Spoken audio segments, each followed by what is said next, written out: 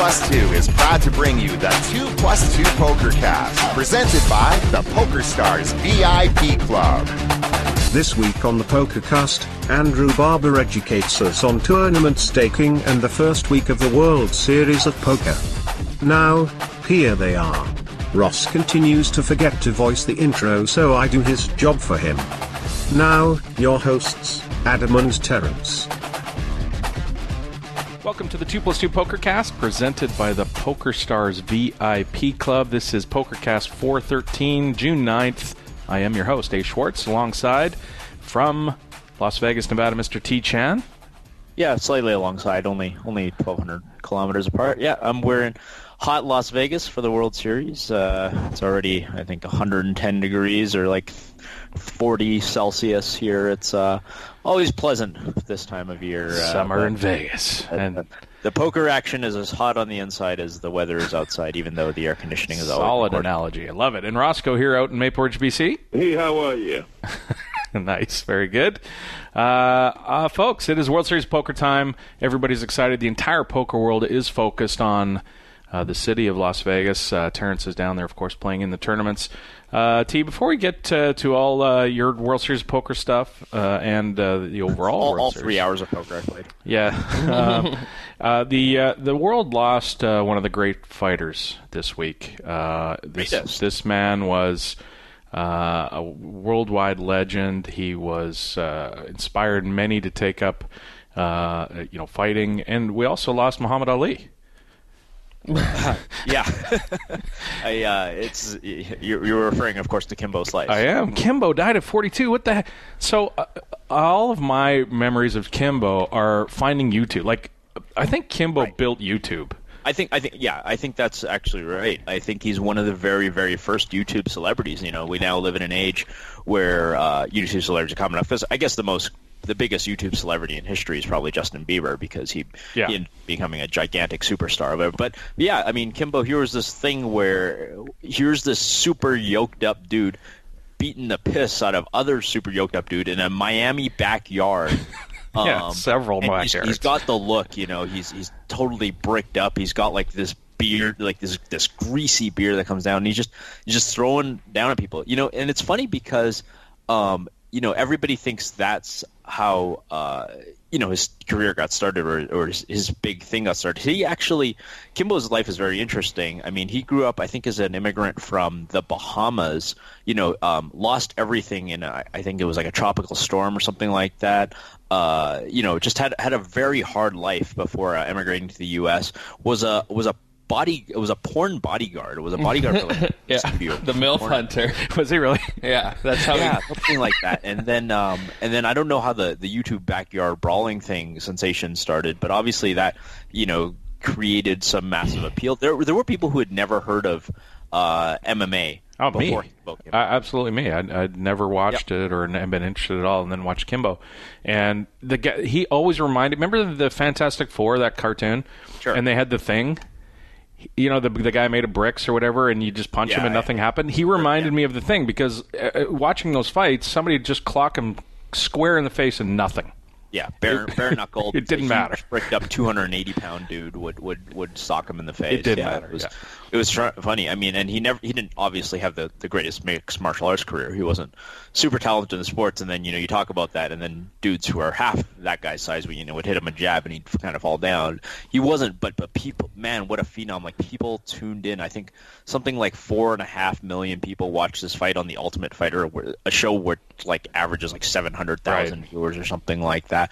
People watched on CBS as this guy fought. People who hated MMA, people who think like, oh, this MMA stuff, it's so gay, it's a bunch of people rolling around on the ground or wherever, they tuned in to watch Kimbo Slice, because he was a tremendous phenom, a really nice guy too, if you talk to the people who have like met him in person. So even though you would think this is like, oh, this guy's like straight hood, like he's gonna fuck you up if you look at him the wrong way, he was apparently like the nice guy, like the kind of guy who would like ask you the names of your kids and then would remember them the next time he saw you, that kind of like really down to earth. I've heard people even talking about like Kimbo Slice being the American dream, real rags to riches story. It took him a while, and it's really unfortunate that just at a point in his, he's only been really successful for maybe 4 or 5 years now. Even when he was a YouTube sensation, knocking people in backyards out, he was making like $100. Yeah, he strikes me as a guy who never monetized fully at all, even close to his popularity. Yeah. In his later career, because he was able to sign a UFC deal and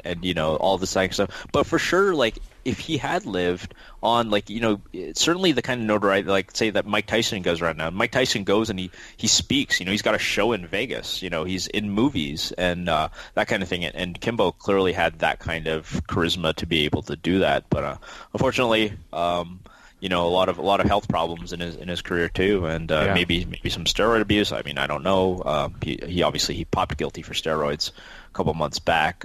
So that combined with any pre-existing heart conditions, that's always going to cause problems. So. And Muhammad Ali, of course, it's before my time, and I think most people that in our demographic, so to speak, in the poker world, it's probably before everybody's time that they were able to watch Muhammad live.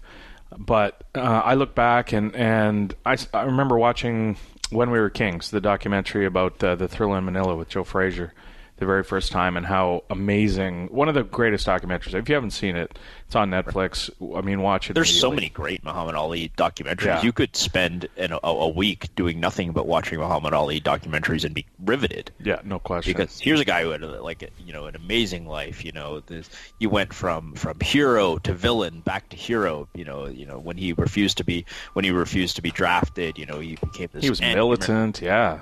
Everybody, he converted to Islam, and everybody wanted to see him lose, but of course he wouldn't. And then, all of a sudden, as we start to realize, the Vietnam War is a really shitty thing to be involved in, he becomes this hero, or now he's standing up for what he believes in, and the narrative that surrounds that. My friend Jim Geary, who is a pro gambler, he noted that in his youth, Muhammad Ali was unquestionably the most recognizable face in the world, like the most recognizable person. He was, and it's not that clear who that person is like these days. I would probably think it's like Obama or something. Obama, like that. I would think, yeah, that would be my guess. But he was such a cultural icon that, like you said, like he's after your time. Certainly after my time, and certainly before your time, before my time. I never watched him fight live. All I've seen is old footage. But even someone like Ross, who's 10 years younger than me, you know very well who Muhammad Ali is, and his story and all of that. Just a 20th century icon for sure. Yeah, he is. Roscoe, you just got back from New York City. I want to hear. So the first time I went to New York, one of the most amazing things for me was standing on one of the streets and looking down the street, because Vancouver's sort of a decent-sized town. Yeah. You look down the street of buildings, and you can see the end. Like there's, there's 6, 7 buildings, and then you see some. Every street looks like the middle of Georgia Street. Yeah, but when you're in New York, you can't see the end of 50-story buildings. It's this bizarre thing, but amazing city. I love that. There's so much food, everything happening 24 hours. What was your take on New York City? Well, I went last year, right? Oh, that wasn't your first time. Yeah. Okay. But it was pretty awesome. I got more of like a local's perspective this time because I was with my cousin, and but she lives in Brooklyn, so I saw Brooklyn too, or a lot of Brooklyn, which is not as many skyscrapers. No, it's a little bit more rural. It's more rural, yeah, but it's still just like apartment buildings right side by side, just street. There's a few like houses littered in that I'm sure are very expensive, but Brooklyn was really cool. I noticed that a lot of people were really helpful because I was riding the subway a lot. And really? in Vancouver, like when you try to talk to someone, they're just like, they'll just like point somewhere and then just like go back to their phone. Yeah. But like it happened so many times where I would be like, am I on the right side of the tracks? And I'd be like, excuse me, does this train go to like so-and-so? And they'd be like, oh, no, this is the wrong side. And then they would walk me to the other side of the tracks and give me all this advice. And like I'd be like, oh, thank you so much. And then I'd like, I don't know, I thought it was over. I thought like the conversation was over. They just like keep talking. Yeah. And this happened like so many times. So it was nice that that's cool. People were actually they gotta be worried about this. There's a reputation for New Yorkers, being like gruff and to the point and stuff like that. They're in danger of losing their reputation by being overly friendly to Canadians. Hit the email drop number 1 while we're doing this here. Oh, okay. Email drop number 1. Okay, sure. So we're switching it up. All right. I wasn't quite ready, but here we go. Going off the rails. Email number. T. Moylan writes, I was wondering if you guys could give me suggestions on how to attract fish to a home game.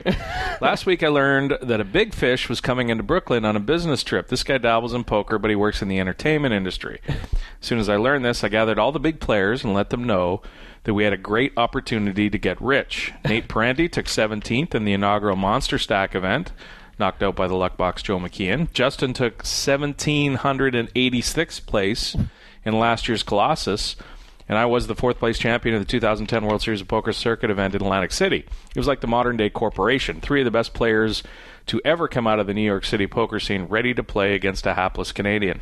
I messaged the donkey and invited him to our game. He seemed interested. I let him know that I would let him take a photo wearing my 4th place bracelet, and he said he was in. We set the stakes high at a 25-cent, 50-cent cash game. Couldn't contain my excitement. There was no way this guy had a shot against a poker champion like myself. Finally, the big day arrived. I set up the poker table, got the chips out, took my bracelet out of the safe, and placed it in the center of the table.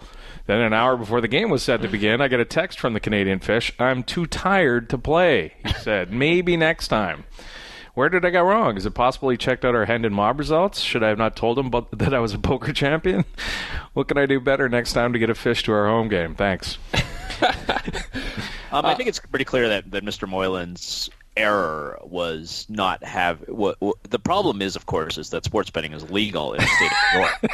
That's right. And so if you can't also attach some sort of sports getting degeneracy, Yeah. I mean, the Canadian fish is very unlikely to be interested in just straight poker. Right, you needed a bookie in the game. You didn't need poker champions. You know, New York's famous for that. So, clear rookie mistake by T. Moylan there. So, next time live and learn.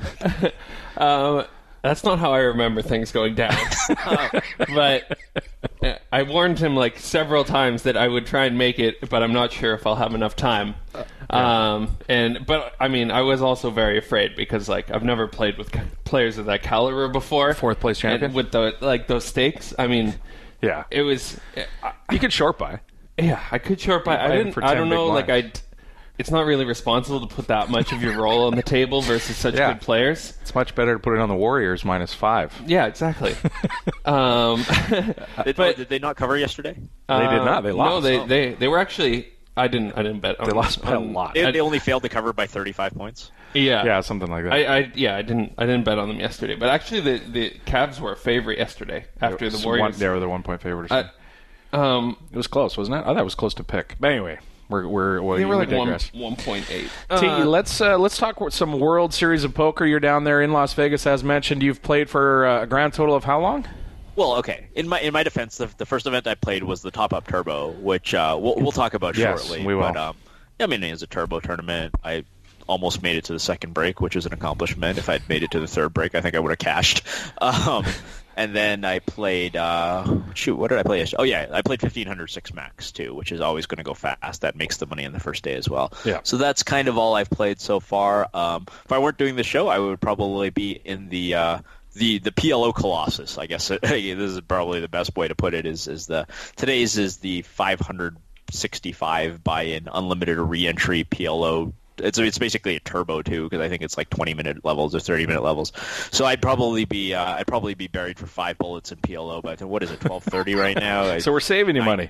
Yeah, you probably doing this show has probably earned me at least $1,500. So I'm not gonna make it out there in time before registration closes for the PLO. So I'm out here. The vibe is fun as always. It's good to chat with people at the table. People are actually optimistic. I think we talked about this on the show last week. You sit down at the table, nobody's stuck yet. That's good. Right, exactly.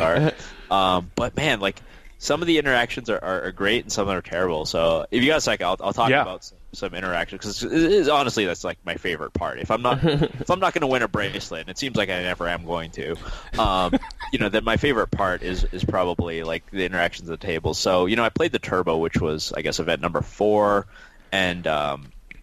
and there's a guy who's, and of course it's 11 a.m. starts this year because we're all slaves, right?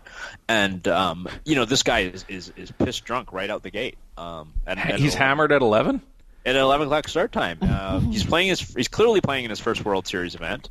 A massage girl walks by and, as usual, offers massages. And he says, "Oh my God, you can get a massage while you're playing?" yeah. And he says, come back in like 15 minutes. I got to pee real bad. I'll come back. He ends up, peeing, goes pee, comes back, and the girl comes back. He starts getting his massage. And either this is the best massage girl in the history of World Series massages. Is he making all the noises? Oh, yeah. He's like, oh, yes, that's the spot. This is all while he's, like, playing hands and, like, raising blind and, just, like, shipping 7 times the pot into the middle and all this stuff. And, of course, he's crushing because that's how these things always go in the first few levels. Yeah. Like, 20 minutes into his massage, he's like, hang on a second, I got to go to the bathroom. And I said, you just went to the bathroom. He says, yeah, tequila runs right through me. Oh, my God.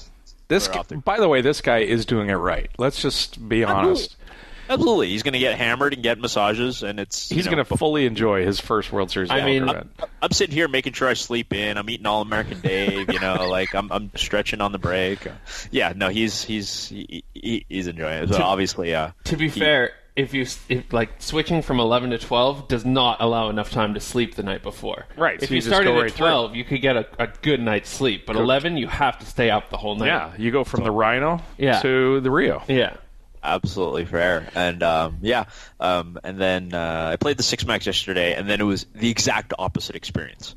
So I'm sitting down, and I tweeted about this, but the guy, there's only one other guy at my table as I sit down. I lay regged, and he asked me like, "Hey, are you such and such online?" I'm like, "No." He's like, "Oh, okay." He just guessed out of the blue, like that's the end of the conversation. Wow, what are the chances he would get that right? They've got to be like you look like this 100,000 to 1. You look like this screen name. I think he looked at like my seat card when I sat down, and he saw like my real name, and he made an educated guess based on what he thought who I was online or whatever. But like that's Aren't you a celebrity? For the first time at a table or any context, you're like, "Hi, I'm Terrence. I'm Adam. What's your name?" Yeah. Like, what do you do? These are normal ways to start conversations. Not are you... Is your screen name Joe Blow 1574? And then when the guy says no, you just say, okay. That's it. That's the end of the conversation. We're not talking anymore. Yeah. That is the end of the conversation. Oh, I have the information that I needed. You are not this person. Right. Therefore, I do not need to converse with you. Call my friend and get my poker tracker stats. And I know this is what happens. Why? Because later on, this other dude, this European dude, sits down and they start talking, and the other guy says, "Oh, I know your screen name," and then he says, "Well, that's not fair. I don't know your screen name." And then they start getting into this whole back and forth about knowing each other's screen names, and then literally, I cannot make this up. They figure out each other's screen names. And he's talking. They're literally talking about each other's fold to c-bet percentage. Wow! I'm not joking. I couldn't make that up. And they're kind of half joking about like, oh yeah, you have like an 80% fold to river bet. I'm just like, shut up. I'm going to kill you. Did you say anything? No, I mean like you had to be close. I know you. You had to be close. A lot of eye rolling. A lot of eye rolling. I had my All-American Dave spoon that I wanted to stab them to death with. But spork? You mean the spork? It wasn't even a spork.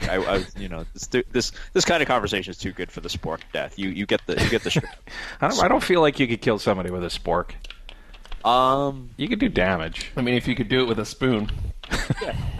I mean, you just haven't tried hard enough. Spork is right. I guess it depends how mad you are at the guy. And then so, I mean, I did say something, I guess, a little bit later on, because, I mean, they're joking, but, I mean, they're joking in a way that's, like, so bad for the game, because later the conversation at the table shifts to just kind of who played Colossus and who didn't. And this guy, the same dude who's talking about VPIP stats and asking me about my screen name online, he's like, "Oh, I couldn't play it. I can't stand the conversation at the table." Oh my God! And then he starts mocking people like, "Oh, where are you from? Oh, I play at a home game in a bar in Indiana and whatever." Like, and it's just like, wow. People who don't get it for $100. People. Yeah. Like, and I said out loud, like, so you prefer to talk about poker tracker stats? Like, I prefer people with jobs. I mean, You know what? Like, I was a professional poker player for 12 years. I've been in the poker world since since before I was legally old enough to play poker. I still prefer regular people with regular jobs because they're way more interesting. They've seen more shit. They've done more shit. They've lived more of a life. They haven't just spent all of their time in front of a computer or in front of a felt. Like, poker players, for the most part, even though they're great at thinking analytically, and I think a lot of them are getting really bell-balanced on, but the majority of internet poker players are fucking boring people. Yeah. And like, for this guy to go say like, "Oh, I can't stand the Colossus because like all of these like noobs who aren't like good poker regs are talking about like what they play poker back home or whatever strategy. Like even some of the strategy stuff they say, because obviously like if you've ever sat down with people who aren't good at poker that then like to talk strategy, you're like you kind of like just like smile and nod, right? Like it's kind of silly. Like you think, oh yeah, you should fold ace king to an early position raise or something, whatever silly thing they say. I get that, but man, like World Series interactions are just. So he had you on stone tilt. It probably worked. Whatever he was trying to do, he had you on tilt. It wasn't a meta thing. I don't know. People are fascinating. Like I said, like in 2 events I've played with the super drunk, like getting into his massage guy, and people didn't like him when he busted. People were talking about how they couldn't stand him, and I was like, I thought he was fun. He wasn't an obnoxious drunk, and then just I don't know. Tilt is too strong. I'm disenchanted with the poker playing public. Disenchanted with today's crop of. All right, let's get into some in case you missed it. How did he miss the open goal? 6 by 4, and he comes up 0. Oh no! Oh yes, he missed it. He's missed it. How on earth did he miss that? In case you missed it, and I'm sure you didn't miss much of it, of course, we're talking about the World Series of Poker this week. It started the eve of our last show, so we're a week into the tournament. I think 6 weeks left. First, before we get into some of the events, T, I want to talk about this World Series of Poker. So for those of us sweating updates, results, and I think that's most of us, even people down at the World Series of Poker. Mike Johnson is sweating results. He's back. Say no more, right? Yeah. Our old buddy MJ, who 11 months out of the year couldn't tell you a single thing about poker. He's in there tweeting about poker. Grinding the World Series of Poker update page. I think that might be because he has a piece of somebody, but let's not guess. Anyway, when you log into the World Series of Poker.com, of course they've taken over the updates from Poker News, and they are now forcing you to log in. Instead of last year, you could just go on, look at all the information. Maybe you're going to be attracted by their bonus offer, maybe you're not.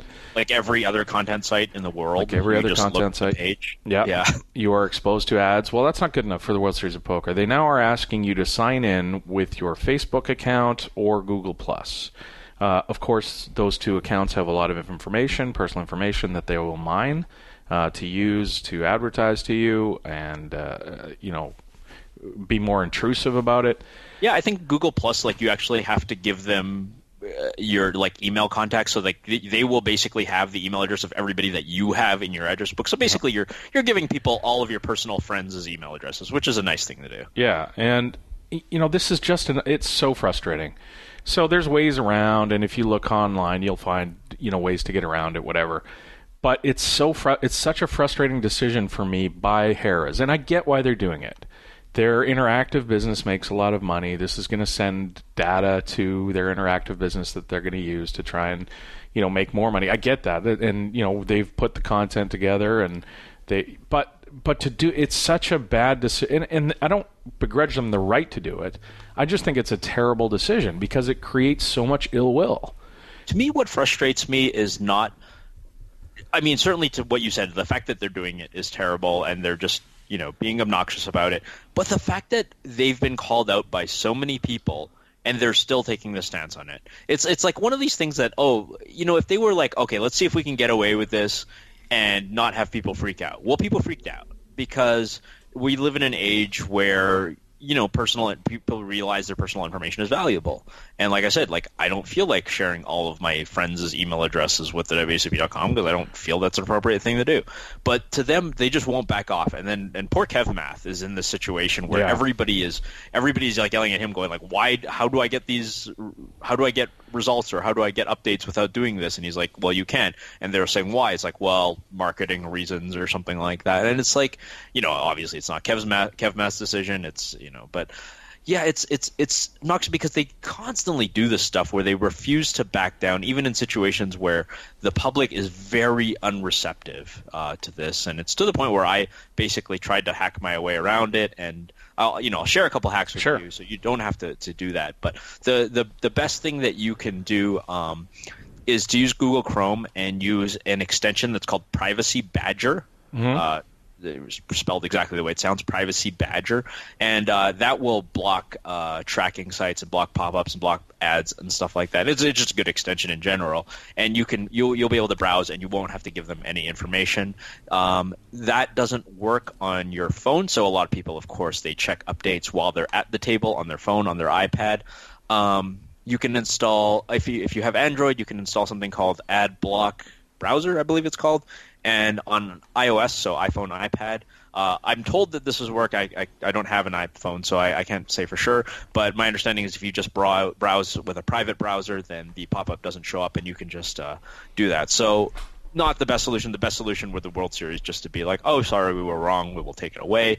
But in the absence of that, just private browser on iOS, or if you're on your computer, then just install Privacy Badger, which is a good extension to have anyway. So yeah, really, really obnoxious. Again, another way for people for them to show sort of their disdain towards their public. I wish even like Reddit has some dude on Reddit created a browser extension that blocks it. I would really like the browser extension that not only blocks it, but sends an automatic email to Ty Stewart saying this is stupid. Or a middle finger to him, yeah. Just has Ty Stewart's email address in there. Because we can mine that. That would probably be the best way to do it. That would be. So there's some workarounds for you. Before we get into some results, today on the show, Andrew Barber is going to join us and talk about markup and buying pieces and the fallacies and out there, the buying pieces and selling pieces of tournament action to people. Of course, World Series of Poker time. A lot of this is going on. There's a lot of discussion around it. We're going to have Andrew give his side, his take on it, and see if we agree. I haven't quite figured out exactly what side I'm on with this. Andrew's taking a stance. One side pretty. Well, why don't we just save until we get it? Until we get to talk to Andrew. We'll get there. All right, Colossus. This we saw last year, Terrence, 22,374 entrants last year. There's always this discussion about how popular it's going to be this year. Is it going to pass the numbers? People setting lines, etc. It ended up with 21,613 entrants, down about 700 or so. Still the second largest live tournament in history. 11,713 unique entrants, so 9,900 people entered more than once. There's a whole bunch of interesting numbers, and in the reports well, let's start with those numbers, because I think that's got to be a tremendous disappointment. 20, like you said, a little over 22,000 last year, a little bit under 21,000 this year. So a net drop off of about 700, which is insignificant, basically flat year over year. But I think that's got to be a tremendous disappointment because the guarantee's bigger. And they had 6 starting flights instead of 4. And I think, I could be wrong about this, I believe the structure is a little bit faster. So basically you have a pretty, when you factor all of those 3 things in, I mean, there were a lot of people predicting over 30,000 for this. I think maybe it was Poker News, one of the major poker media sites had a prediction contest among all their writers about, and I think most people guessed well over 25,000. A lot of people well over 30,000. I mean, there were people who thought that last year there were people who got turned away, and nobody got turned away this year. Now partly owing to the larger flights, but I think that number in itself is a bit disappointing. I would have to think for the World Series brass. Yeah, interesting. It's still when you talk about a 21,000 entrant tournament being a disappointment, it's kind of strange, right? Like you said, basically flat. So, they moved it to the front of the series this year, right? Was it at the front last year? Yeah. It was? Was it? I don't remember being later in the series. Right. It was Event 5 last year. Was it Event 5? May 29 and May 30th. Yeah. Okay. Yeah. So similar spot in the schedule. Only 4 starting flights, like I said. 11,713 unique entrants. 9,900 people entered twice. That seems like about a number I would have guessed. Somewhere slightly above 50% of the total entrants is the unique entrance, somewhere in that range. People playing more than once. Like I said, the structure I think is a little faster this year. So because we have a 75-50 with a quarter ante level, which makes a really big difference. So there's more opportunity to bust out. So there would be more people among the people who are willing to be rebuy. There would be more of them in for multiple bullets this year than there would have been last year. 94% male. Average age really surprised me. 41 41.3 years old. I really what thought. Did you think it was? I would have thought somewhere in the 30s. 41.3 years old. That surprised I think it maybe like the median age would be lower than the mean age, right? Maybe. I don't know if they publish the median, but of course, like when you've got some people who are in their 60s and 70s, that's going to pull the average more than the people who are 25, 26. But this when you have an event this size, a lot of these numbers are pretty representative, right? You get to a pretty decent sample size. Yeah, I wouldn't be surprised if the median wasn't much lower than 41 as well. I mean, $500 price point. There's definitely going to be a lot of casual older players, non-professional players entering it. And then of course there's my friend from the starting table in the Six Max who wouldn't want to play because there are too many casuals. That's right. He needs to move up and where they respect their raises.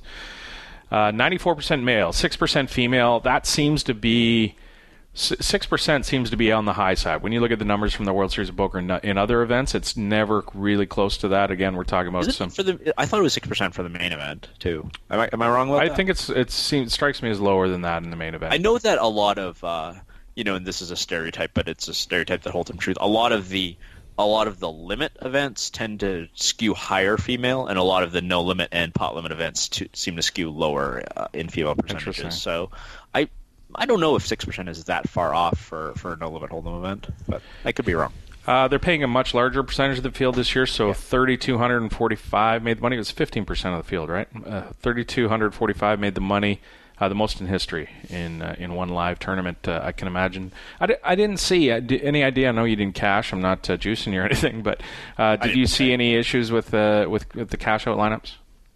I didn't. And the thing is, I only arrived probably the day after. Yeah. So I didn't see any. So I mean, like I said, I was playing the turbo on day 2 of the Colossus, and I busted out pretty quickly. But I guess the Colossus would have been in the money by then because you could make the money on day 1. So I didn't personally see any issues, but that doesn't mean there were any myself either.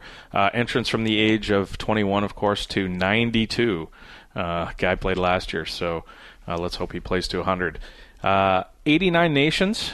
Wow. Yeah. That is an impressive statistic. What's there, 198 countries in the world, so 196 or something? Like UN, let's see, UN recognized nations number. Yeah, I feel like that's a reasonable number. But, I mean, obviously there's different, there are 136, 205 recognized by the UN. 205. So it's just a little less than half. But I mean, a lot of those are just tiny little states. I mean, I'm looking down at just the A's. Like, you've got Albania and Andorra, and like countries that probably aren't going to be the World Series, like Angola. Like, it's Azerbaijan. That's just the A's, right? Like, so yeah, that's incredible. There must be some really tiny countries in there. I hope was there one from Bangladesh? I hope. Yeah, exactly. Our Bangladeshi buddy. So, obviously there's that many people. There's a lot of different things that go on. You mentioned some casual players in your events doing strange things. One guy that made the final table of the Colossus tanked twice near the end of the tournament with aces when he was last to act and all in front of him. I mean, he called both times. So it's not. Yeah, or if he folded face up, it would have been even more hilarious. But here, I'm going to read the way it was reported on WSOP.com. For the second time today, Alex Benjamin is in the tank with aces. This time, Matthew Yora shoves all in for about $2 million in early position, and Alex Benjamin goes into the tank in the big blind. He asks for a count, sits back in his chair, and stares at the board for nearly 4 straight minutes before announcing a call, and he's got aces. Like, can you imagine being the other guy, sitting there, the guy's shoved, and he's sitting tanked in the big blind for 4 minutes? You're praying for a call at that point, almost. Depending so what you have. Had ace jack, right? So he had ace jack. Yeah, so you're thinking. Yeah, I mean, I don't know what the blinds were at this point, but you'd think if you're at a stack where you can just kind of open shove with ace jack, then yeah, probably most of the time you're dominating. Like, the other guy's like ace king 9, king 10 or something like that, where you're ahead but you're not dominating, or maybe pair of 4s or something. But yeah, like you would be hoping for a call. He rolls the aces over and you want to be sick. Like, oh. I mean, that is I never want to encourage violence, but I mean, it's as close as it gets. If you ran across the table and punched him in the face, would people say that, oh yeah, that's the worst thing that happened at a poker table? So here's the thing. So and I just caught it myself, I guess. We're talking about casual players. We like having them in the tournament. Casual players do this kind of thing. He is in that 4 minutes. I guarantee you, he thought several times about folding. Right? I mean, I don't think that's far off. I mean, he wasn't sitting there. I don't think he was trying to needle both times. I doubt it. I'm thinking he's considered folding a couple of times. I mean, we should have him on the show. I would love to, because the rest of the article that you're talking about. So the board runs out clean, aces hold, and the other guy's eliminated, and somebody at the table says. It's actually the guy with ace jack. It says, as he gathers his belongings, he looks at Benjamin and asks, quote, "Do you know you're not supposed to do that?" End quote. Benjamin responds, "Do what?" And then he says, the guy who's busted says, "Tank with aces. That's the second time this level you've tanked holding pocket aces. That's bad etiquette." And so we don't really hear the rest of this story.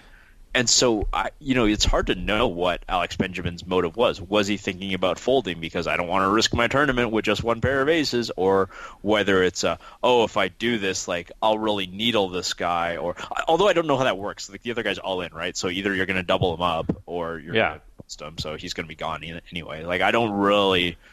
Is he trying to balance his tanking range? Like, people do that too, but I mean, you don't have to tank for 4 minutes to balance your tanking range. You could tank for 8 seconds and pretty much do that.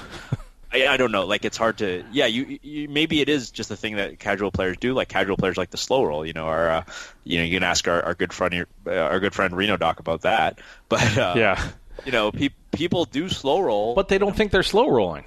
They don't think that 4 minutes. I mean, I don't think the guy. I'd be surprised if he didn't contemplate folding a few times. Yeah, well, I mean, the amazing thing is, like you said, he made the final table. Yeah, mind blowing. Along with another guy at the table, Ben Keyline, who ended up taking the whole. So let's talk about Ben. What an amazing story for the Colossus this year and for the World Series of Poker. This guy, and it's an amazing story, and I read Nolan Dalla's write-up on WorldSeriesPoker.com, and he's, talking about it was a great decision by Ben to go. In hindsight, it was a great decision, and we'll talk about it. So Ben was a couple months ago or a month ago or something. He's from Colorado. He was driving for Uber. He's busto poker completely player. Busto. Yeah, I sat next to a guy who's good friends of him at a table. I sat next to him, sick back. Completely busto decided to start driving Uber, which is it's perfectly good gig. Yeah, way of money. But clearly not being a professional poker player at that point. And he'd stopped playing poker. He was like he said, he'd gone busto. Nobody would lend him money. I guess he was trying to get a stake together, and he couldn't. Nobody would. I guess maybe he'd already used up all his credit, so to speak. He just gave up poker for a little while, started driving for Uber, put some money together, and decided to go to Vegas to play the Colossus system, bring a couple of bullets, $1,000, $2,000. I guess $1,000 for entrance fees and some expenses. He busted the first one in one of the first flights, entered again. He's going along pretty decent in day one, and near the end of day one, he gets kings pre and gets it all in against aces. And the other guy has just about the exact same stack as he does, but he ends up getting busted down to one $500 tournament chip. And the antes at this point are $500. It's $1,500, $3,000. He has one ante. He has the ante for the next hand, which is always actually a great spot to be, because you don't care. It doesn't matter. You get to see 5 cards and you get 9x your stack. Right, exactly. 10x your stack. 10x your stack if it's a Colossus, yeah. So he 10x's his stack. He wins that, and he goes on to build a stack. Gets to the final table. When he's down to that $500 ante, he's got to be $1 million to 1 or something to win this tournament. Let me do it right now. So let's see. 21,613 players in the tournament. They all started with 5,000 starting chips. He's down to 1 divided by 500 ante. Survey says. So what's your best guess? What's your Lauden thinks on the? My Lauden thinks on the exact. I don't think you're going to be able to calculate it correctly though, right? Just by the pure chip number. Why not? Because you've got an overlay a bit, and you're not going to be 9-handed in that hand that you've got the 500. Okay, that's true. Yeah, so it's a little bit better than the number that I've come up with. I'm going to say just say pure. Like if you had 500 chips in a tournament that had the size of the Colossus field, I'm going to say 1.2 million to 1. It is 216,130 to 1. Not even close. A little bit, and probably better than that. So a little bit better than that. So 6 figures to 1 ballpark. So yeah, hell of a story go from a dude driving Uber to win the 3rd or 4th biggest single cash of the World Series? I mean, I don't Probably know up how many there. cashes are bigger. The 50K is going to have a couple. The World Series, the main event's going to have probably 7 or 8, something like that. Not main. So of all the prelims, just the 50K, obviously the one drop, 25K. Maybe does the Millionaire Maker pay more? I guess. Well, at least the same. Yeah, so it pays the same. So it's been one of the biggest winners for the summer for sure. Yeah, great story. We tried to have him on, but and if we do somehow connect with him in the next little bit, we'll get his story. And there's a strange ending to this tournament. I don't know if you watched this, T. The highlight was out online. I just watched this part of it. In the very last hand, he takes jacks. This is Ben Keelan, the champ. Takes jacks up against the guy who ends up finishing second, Yuri Horak. He has ace-9. They get it all in. And Keelan has Horak covered. The flop, and Ben has two jacks with a jack of spades. I know where this is going. Yuri has ace-9 off. It comes 9 high with 2 spades in the flop. Turns a spade, rivers the ace of spades, and they're all back with their crew right on the rail, and Horak's rail goes nuts and jumps on top of him. Woohoo! You're still alive. They didn't see aces, 9s. They didn't see the flush. Yeah, it's like they celebrated for a long time. They celebrated for. I think they were hammered. Did he himself see it, or did he? He had a guy on his back. One of his buddies was like piggyback and had his face covered, whatever. And he finally pulled him off and walked over to the board and saw that he was dead. But the thing about this is I can actually kind of forgive the rail in this situation. So I've sat in the Thunderdome this year. We're going to talk about this 10 stud in a moment. I was sweating Matt Grapenthien, finished in second in the stud. And the Thunderdome this year, and I don't remember if it's similar from previous years, but the TV either seems smaller or the camera's not as tight. It is quite hard to read the suits. And of course, we're watching 7-card stud, where it's far more important to be able to see. Well, not necessarily more important, but it's definitely a little bit tougher because the cards are laid on top of each other in stud, whereas in Hold'em they're arranged all nicely. But it is very hard to distinguish the clubs from the spades and the diamonds from the hearts. Almost enough to make you think, hey, maybe a 4-color deck's a good idea. But yeah, I mean, I sort of forgive the rail on that one because sitting in the Thunderdome this year, I had a really hard time also seeing, even with my London eye corrected vision. Nice, sick. Shout out to MJ. Even with my London Eye Center corrected vision, I still had a hard time seeing the difference between the suits. I also have London Eye Center corrected vision. All right, let's move on to the 10K stud. Is there any way he can sponsor the show? That's a good point. We should see if he's up for Check that out.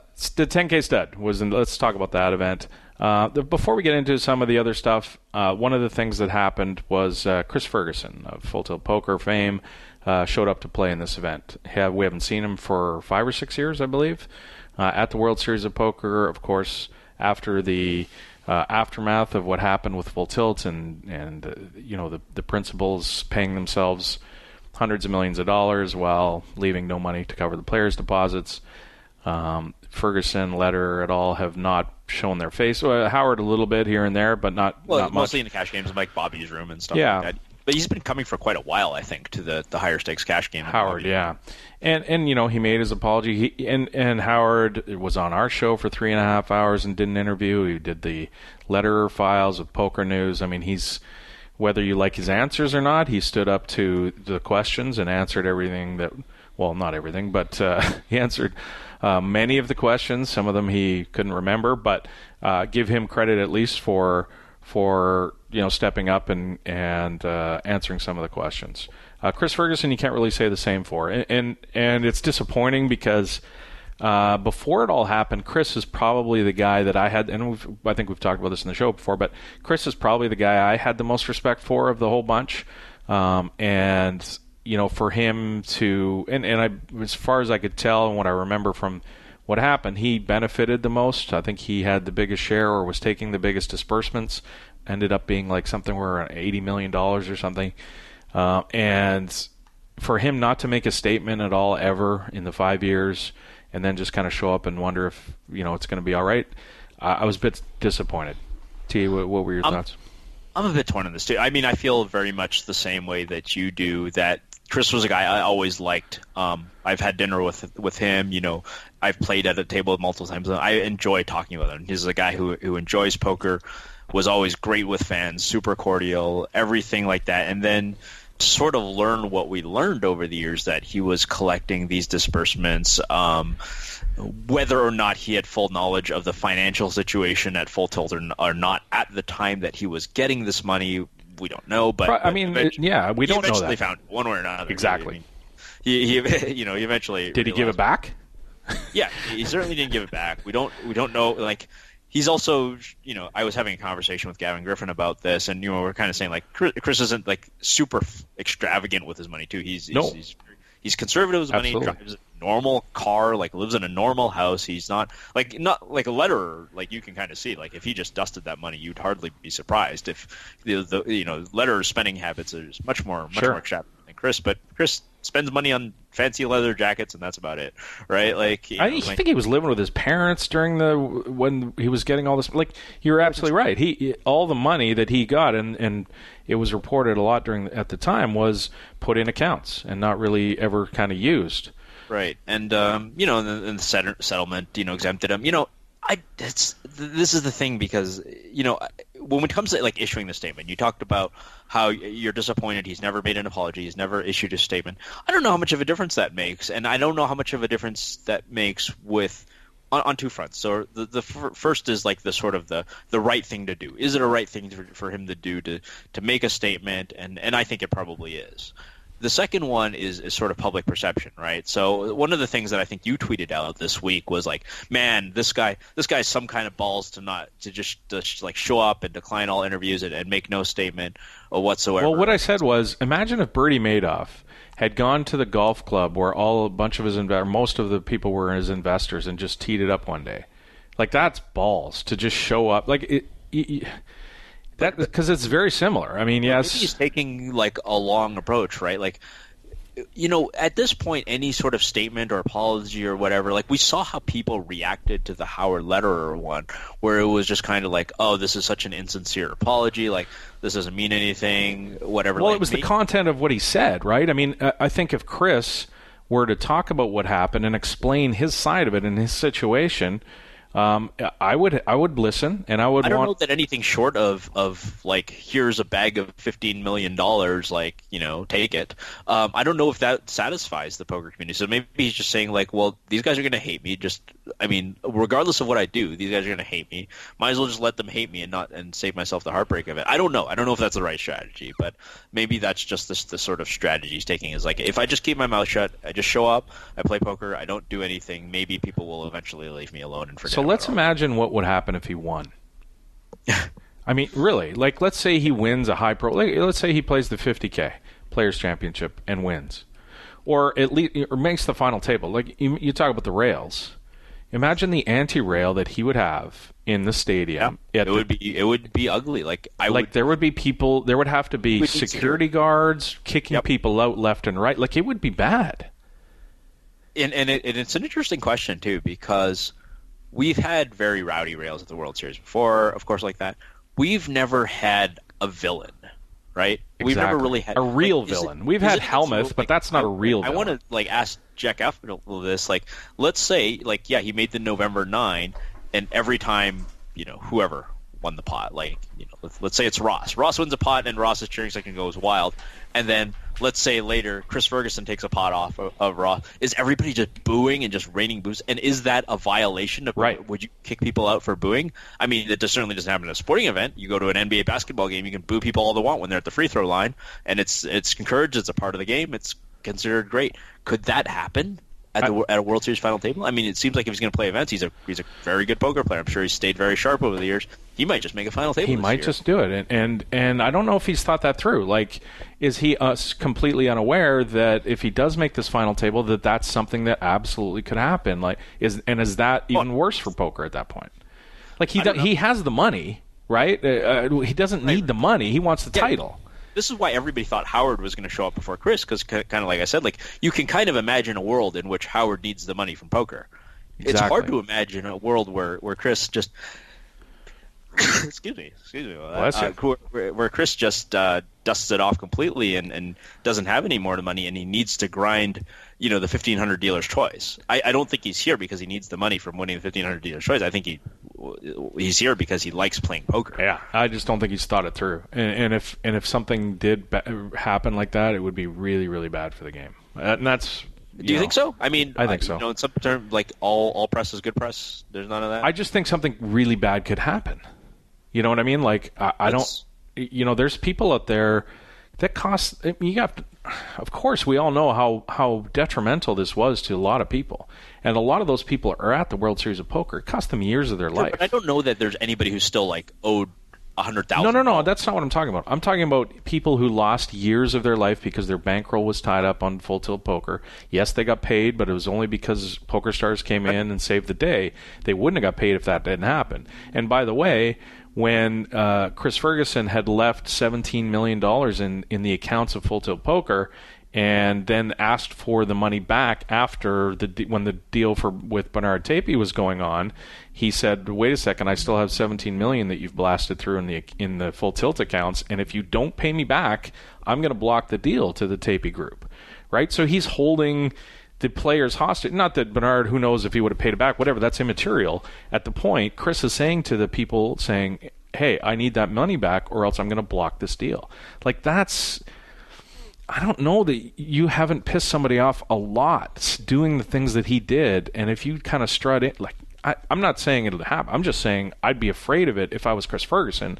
I wouldn't be in a hurry to jump into a situation where there was a bunch of those people in the room. I agree, and yeah, you're absolutely right. Something bad could happen. I wouldn't completely rule out violence, but I would certainly. At this point, I would expect jeering and booing. If you were to make a final table. Yeah. I mean, just based on the sort of online reactions to all this stuff, I mean, I certainly wouldn't be in the crowd. I wouldn't be one of them doing that, but... Well, yeah, he busted out quickly in the event, so he didn't win that one. Yeah. But cashed in the dealer's choice, though. Did he? He cashed in the dealer's choice? Cashed I missed in the dealer's choice, yeah. So he has his first World Series cash since, 2010. Poker player Sean Daniels. I don't know if you saw this. He tweeted a picture where he was sitting next to Ferguson. It was actually a video, and he was shit-talking Ferguson, saying, "Go from me and all my friends, go fuck yourself." And he posted that video of him doing it. Chris. So this is what I'm talking about. I mean, somebody's ready to do that. Yep. Who knows what else somebody's ready to do, right? And it's his second tournament, It's, yeah, I don't know. If you're Chris, you're really just like subjecting yourself to a lot of abuse by showing up. And maybe his thought process is, people will do that for a little while, they get over it, and then I can just kind of go about my life. And I'm not sure that's ever going to happen, especially if he doesn't somehow explain himself. But I guess it does seem like that's what he's trying for, right? It seems like if I ignore it, maybe it'll blow over. Like I said, I don't know that's the best strategy, but it's certainly interesting too. Like let's say Chris and Howard both showed up at the World Series together, like at the exact same time. Who do you think gets the worst reaction? Chris, I think, probably because... Really? Yeah, I would say. Because, I mean, Howard's the face of it. He's the guy who is seen to be making the decisions, pulling the strings, and much more awareness and knowledge. So you think the apology alone means that more people would be... No, I don't think it's just the apology. I think it's him standing up to the questions and coming out and trying to do right. Whether he did or not is a point of debate. But at least he was there, giving his sort of quote-unquote side of it.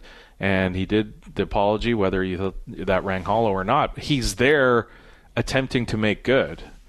Yeah. Whether he did or not, he tried, I guess, is the point. And I think that's going to... see how it plays out. I mean, we will know. We'll find out. We'll find out. Maybe not this year, but probably in a couple of years. There's things like Russ Boyd plays the World Series every year, and he still gets a little bit of abuse, but time kind of heals these things. Right. They could set up a dunk tank at the start of the World Series. Ferguson dunk tank. Yeah. FTP team Full Tilt Poker dunk tank. Yeah. The Howard and Chris dunk tank, and everybody can get it out of their system, and then they're free. Where does the money go? The one drop. Yeah, one drop. Yeah, yeah, that'd be good. If we're going to waste. I thought it would just be free, but. Yeah. Okay, let's get back to the... Yeah, if you had money on Full Tilt, you get free shot. Get back to the event. The 10K stud, Robert Mizrachi. Older grinder? Little grinder? I can't remember. Is he older or younger? I thought he was younger. Younger? Little grinder? Less famous, for sure. Yeah. No, it says right here, Robert is the oldest of the four Mizrachis. But they all learned poker from their mother, so yes. Mama grinder. But certainly the the second most famous Mizrachi at this point, and not necessarily justifiable at this point. He might be the most famous in no time. He wins his this bracelet for the third year in a row. He's won a bracelet, his fourth total, beating out 87 players, down from 91 last year. So numbers are slightly down across the board, it seems. And he ends up taking first prize, $242,000. Our buddy Grapes, Matt Grapenthien, ended up finishing second. He won this event 2 years ago. And he beat out 2 years ago. He beat out Todd Brunson, comic book guy. Head up. That was a good one. That was a fantastic one. It was right after dinner break. Half of his rail didn't even see it. I the people who happened to get there, but it was the second hand after dinner break. But yeah, hell of an accomplishment for both guys. Grapes obviously now has a first and a second in 3 years in the 10K stud, which is filled with, obviously, as you would expect, the best stud players in the world. Rob Mizrachi, like you mentioned it, worth mentioning again, third consecutive year with a bracelet, joins a club, I think, of 11 players, but I think only 3 or 4 of them have done it in the modern era, right? And of course, if you think about winning a bracelet in the 70s, it's not that much. You beat right. 17 players or something like that. It's not nearly an accomplishment as it is doing now. But the last person, by the way, to win bracelets in 3 consecutive years was Michael Mizrachi. His brother, yeah. Yeah, and before that, Matt Matros, Matros Limit Hold'em, wasn't it, every year? Yeah, it was he hits the sort of the Hold'em cycle. He won a Limit Hold'em bracelet, a mixed limit no limit Hold'em bracelet, and a no limit bracelet. Okay. So he basically other than the pot limit, he basically hit for the Hold'em cycle, all the limit and the no limit betting poker. So and that's impressive, of course, because the field sizes, especially obviously no limit, are much bigger than they would be in something like. So Grapes was selling up pieces, sent an email to his buddies, and I didn't respond in time. Of course, I'm an idiot. You lose. Yeah, I end up losing. Did you? Hopefully, you bought some piece. Yeah, I got a little slice of grapes. Yeah. You got a slice of a grape. I got a grape or two off the tree. Yeah, it's always fun. But I mean, even if I never had a piece, of course, it would have been a lot of fun sweating. For sure. I was in the commentary booth. I jumped in there with Tuckman and Bill Chen because I wasn't going to go in there myself and talk. Yeah, about that was good. That was embarrassing, but yeah. But Bill had a lot of really good things to say about Robert Mizrachi as well. He says Bill thinks he has better fundamentals than his brother. His brother kind of more of a field player, more of an aggressive player. But he says Rob has very good fundamentals. So not surprising that he's now got four bracelets. I played a fair amount with Rob, and I always found him to be completely solid. He just makes good decision after good decision. I've never saw him on tilt. I've never seen him do things where I went, what the hell was he thinking there? Whereas with Mike, with Grinder, you could easily see that. Yeah. Cold four betting with 4-deuce offsuit or something like that, and just be yeah, I'm not surprised. In a spot where it was never close to being correct.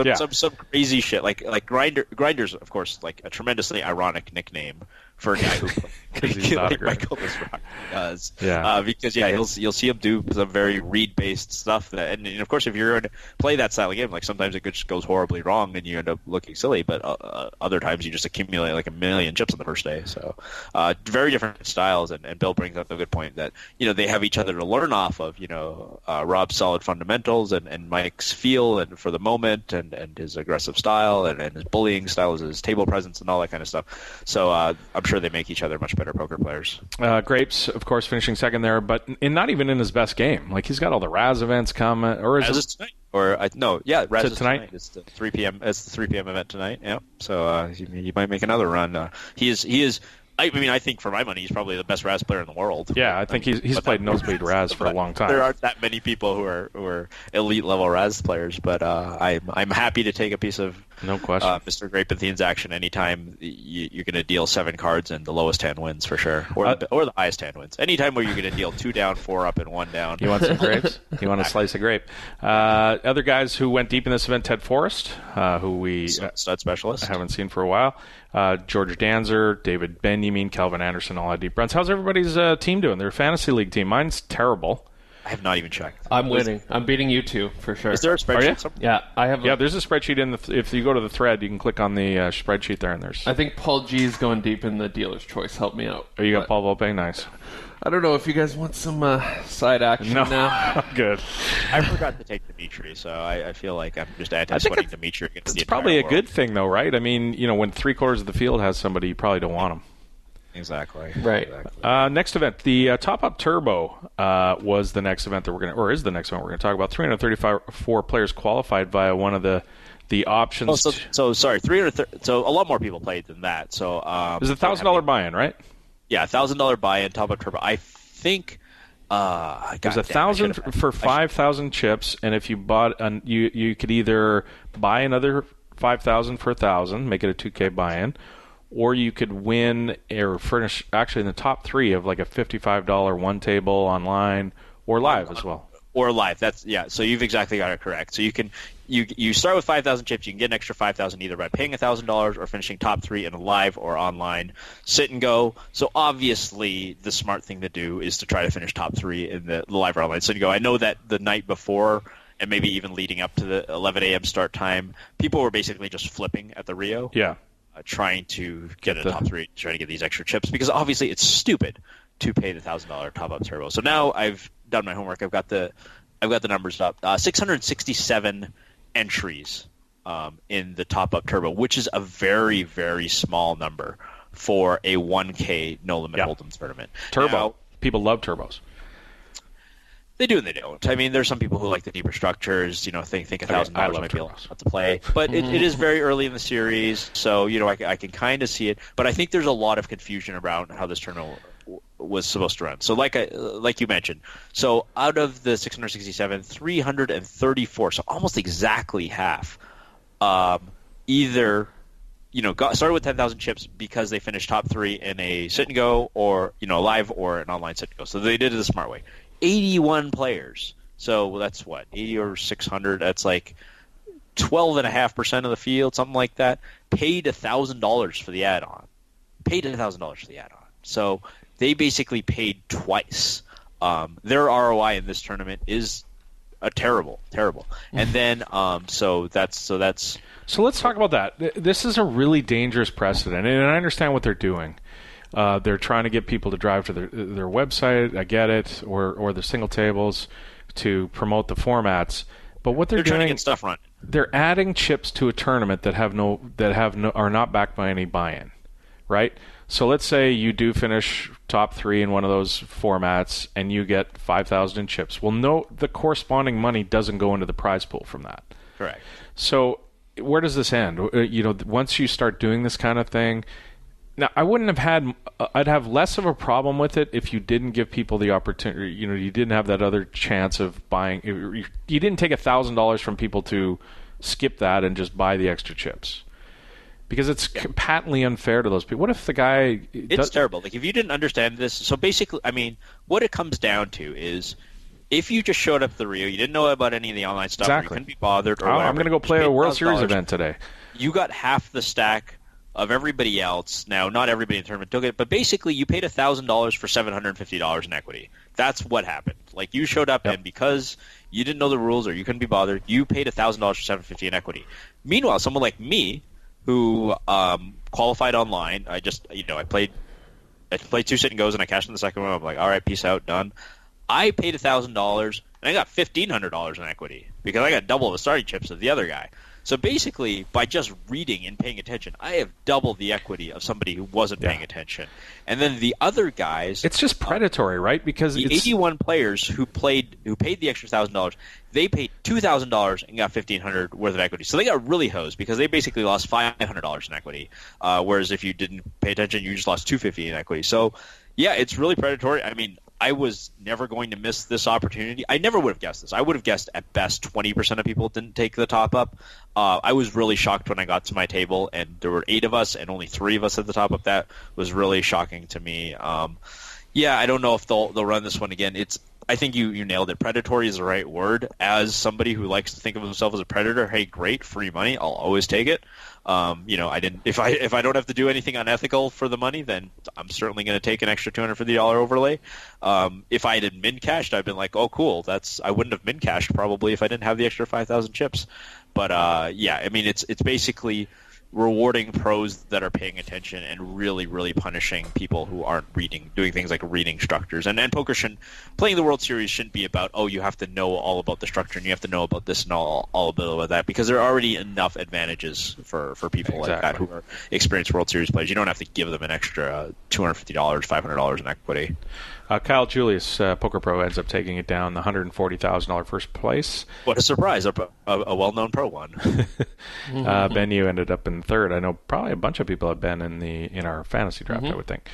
Let's power through some of these other ones quickly. Event 5, the $1,500 Dealer's Choice event. Lawrence Berg takes it down, beating out 388 entrants to win $125,000. 19. Do you think you could name all 19 games to pick from in the Dealer's Choice tee? Or I don't want to know. I mean, if you give me like an hour, if you give me like an hour and I was allowed to get like one wrong, like say I said like Badusi was in there and it wasn't, or something like that. Then Paul Volpe got it, finished fourth. Yeah, you had him in your pool, right? I have him. Yeah, yeah, I think a lot of people did too. Event 6, the $1,500 No Limit, 2016 entrants. They are down to the final table. I believe right now there's 4 left. John Racner was alive last I looked for him. Actually, I don't think Paul Volpe is my most shared pick. Oh, I think Dan Idema is. Really? With like 7. My picks aren't shared that much, though. I think Dan Idema is with like 7. A lot of Idemas. He had a decent run in the recent term. What was it? The 1,500 horse. He went on a deep run. Nice. The $1,500 deuce to 7. Another shocking result. Yes. The $1,500 deuce to 7, no limit deuce, was won by Ryan D'Angelo. He won his bracelet in the $92,000. That goes along for first. John Minetti finishes second. And a name from that guy's good at games. We talked about Grapes being good at games where 2 down, 4 up, 1 down. John Manette is very good at games where there are 5 cards down and you try to make hands that are low. You don't want to make... good at making no pairs. He's quite good at that. Tom Franklin, a name from the past. Captain Tom Franklin ends up in third in this tournament. I was going to make a joke there, but I probably shouldn't. Dan Kelly and Barry Greenstein also had deep runs. Again, soft. I am. Not a single piece on back. Right? I'm maturing. I'm getting to the age where I've matured past these jokes now. But we are looking for sponsors, so. But that's right. That's going to get us caught up in events so far. Coming up after the break, we are going to talk to Andrew Barber about buying and selling action at the World Series Poker and live tournaments as well. But Roscoe, what do you got to talk about right now? PLO Quick Pro is the #1 training site for PLO players. Over the past few years, they've successfully taught more than 1,000 players how to master the fundamentals, increase their win rate, and move up in stakes for good. So whether you're a small or micro stakes grinder trying to become a winning player, or maybe you're unprepared for the PLO Colossus today, or you're just a mid-stakes player, you're trying to move up to the higher stakes, and especially if you're a no-limit player and you're trying to make the transition to PLO, they've got videos, PDFs, and tutorials to help you plug your leaks and look at the game in a new way. So if you'd like to learn the guaranteed fastest way to master the fundamentals, increase your win rate, and move up in stakes for good, visit PLOquickpro.com/pokercast to get your very own personalized PLO curriculum. You can also get extra personalized if you reach out to John at PLOquickpro.com and learn more. Nice. PLOquickpro.com. Check it out. Coming up after the break, Andrew Barber is going to join us, and we've got a song, a rap song, sent in by one of our listeners. That's pretty fantastic. Don't skip over the commercials because you might miss the song. You might miss this. This is going to be pretty great. You're listening to the 2+2 Pokercast presented by the PokerStars VIP Club. More right after this. Under the gun opens to 3x 200 big blinds deep. I defend my big blind with queen jack off with no spades. The flop comes ace king 10 rainbow with 1 spade, and it's a flop that favors the opener's range more than mine, and it's hard for me to check raise any semi-bluff, so I check call his c-bet for deception and to protect my range. The turn is an 8 putting a flush draw out there, and this time I check raise to set it up for a pot-sized river shove.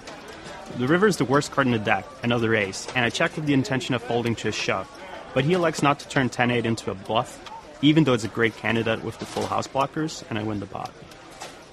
Team Pro Online's Mickey Memento Mori Peterson is a Supernova VIP. This is the 2+2 Pokercast, presented by the PokerStars VIP Club. Attention everyone not named Alan Kessler. Have someone you would love to appear on the Pokercast? Have someone you don't want to hear again on the Pokercast? Head on over to the Suggest a Guest thread in the Pokercast forum at 2plus2.com, and Adam will do his best to make you happy. P.S. Chainsaw, you can post too. Hey, it's Mike from the 2plus2 store and ProfessionalPoker.com. 2plus2 is pleased to announce the release of their most anticipated book in ages, Applications of No Limit Hold'em, a guide to understanding theoretical sound poker by Matthew Jonda. This book will give you the ability to create the bet sizings and ranges which will beat the better players. The theory in this book is not designed to be complex or abstract, but rather it's intended to be applied immediately, producing better overall results. Many confusing concepts, such as overbetting, balancing multiple bet sizing ranges, donk betting, and check raising as a preflop raiser, are crucial to a player's strategy, despite few players implementing them or talking about them. And after reading this book, you should be able to not only conceptually understand these ideas, but also know how to begin incorporating them into your game, and thereby successfully compete against tough opponents. And at the 2plus2 store, we accept all credit cards, plus PayPal and NetTeller. Okay, people, most of the kittens have perished. There are a few left you can save, though, and here's how to do it. Get involved with the Pokercast by emailing your questions, suggestions for the show, or even record a sound clip. Adam will be using the best ones on the air. Well, let's face it, probably the worst ones as well. I can see you there at your computer. Send an email right now. Totally disagree with one of Adam's takes last week? Send an email. Love last week's interview? Email. Want to know how much cash Adam has on him right now? Email. Pokercast at 2plus2.com is the address. Ship the funny to Adam today. Welcome back to the 2plus2 Pokercast, presented by the PokerStars VIP Club. Usually you hear a song right here, but we're going to do this a little differently today. Email number 2. Hans writes, hey guys, I'm a former degenerate from Adelaide, Australia, 16,608 kilometers from Kells. I've been around gambling my whole life through family and working as a croupier poker dealer in the early 2000s. Up until a few years ago, I didn't realize how much of a problem I actually had until I went and spoke with a professional for some help. I've played poker since the early 2000s, but never for the wrong reasons. We have regular micro-stakes home games, and Wednesday nights, my local pub is $20 tournaments where a bunch of mates hang out and have some beers, but my Achilles heel was sports betting. It wasn't that I was losing a ton of money, but I was using sports betting to escape other problems in my life that I didn't want to deal with, and then I, in turn, put a few financial pressures to an already stressful situation. Talking to a professional about my habits was really eye-opening. Until I started, I had no idea that I wasn't even enjoying myself when I was degenning it up on random hockey and baseball games. Instead, it just brought a few hours of break from the world while the bet was riding. Through the therapy, I decided to write a song about what I went through. I've been part of a hip-hop group for the last 17 years, and I thought it would be a good way to get everything out.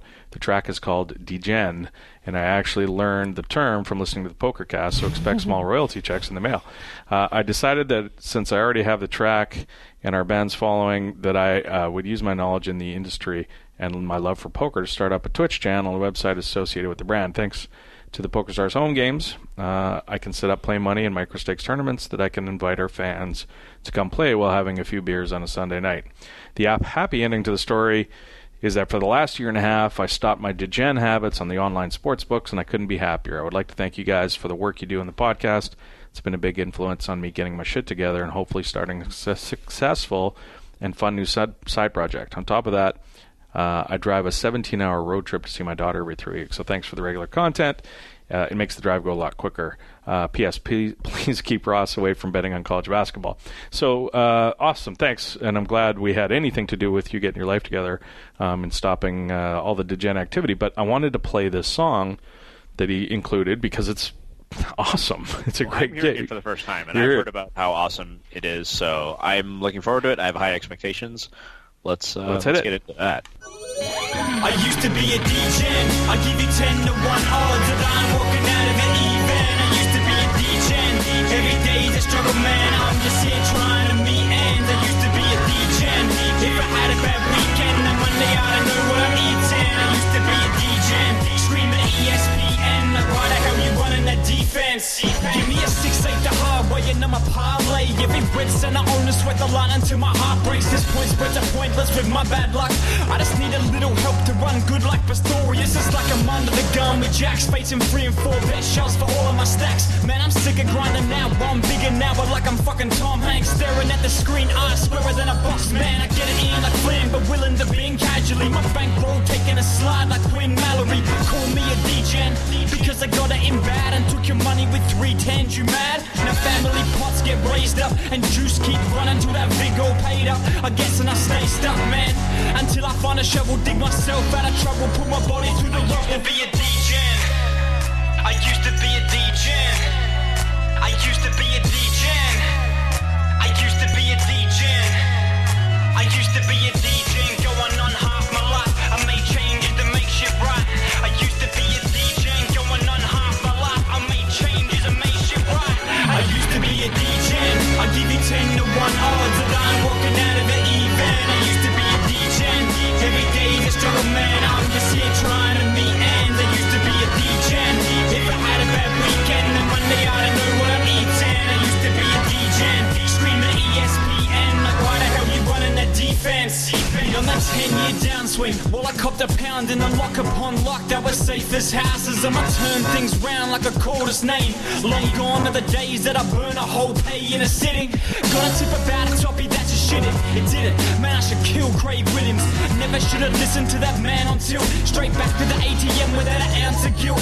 Man, I bet on 2 flies on a wall if I think I'm getting overs. Probably why I'm broker than a homeless man on the street. I can't stand at the feet of a multi going down like a slam to its knees. I'm a piece of shit, but hold up, I ain't leaving here until my wallet stack full of 50s like a Bulls club. But Nick's then I'm fine angry cause his dad gives away more cash to the cast than a telethon. I used to be a degen. I used to be a degen. I used to be a degen. Going on half my life, I made changes to make shit right. I used to be a degen. Going on half my life, I made changes and made shit right. I used to be a degen. I give you 10 to 1 odds that I'm walking out of it even. I used to be a degen.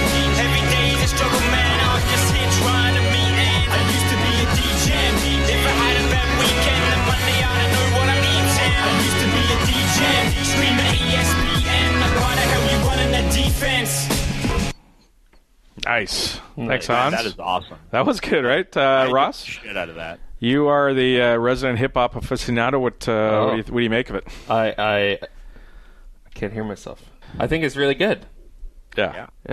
I like the. I enjoyed the flow of the good lyrics. I mean, this is great. This is good shit. We should play this every week. We should. That's pretty darn This good. could become the new viral hit. Seriously, serious. You got some competition up in the whole songwriting poker world songwriting in the gambling genre. DGenPoker.com if you want to head on over and check out buy the song, check out their what they're up to.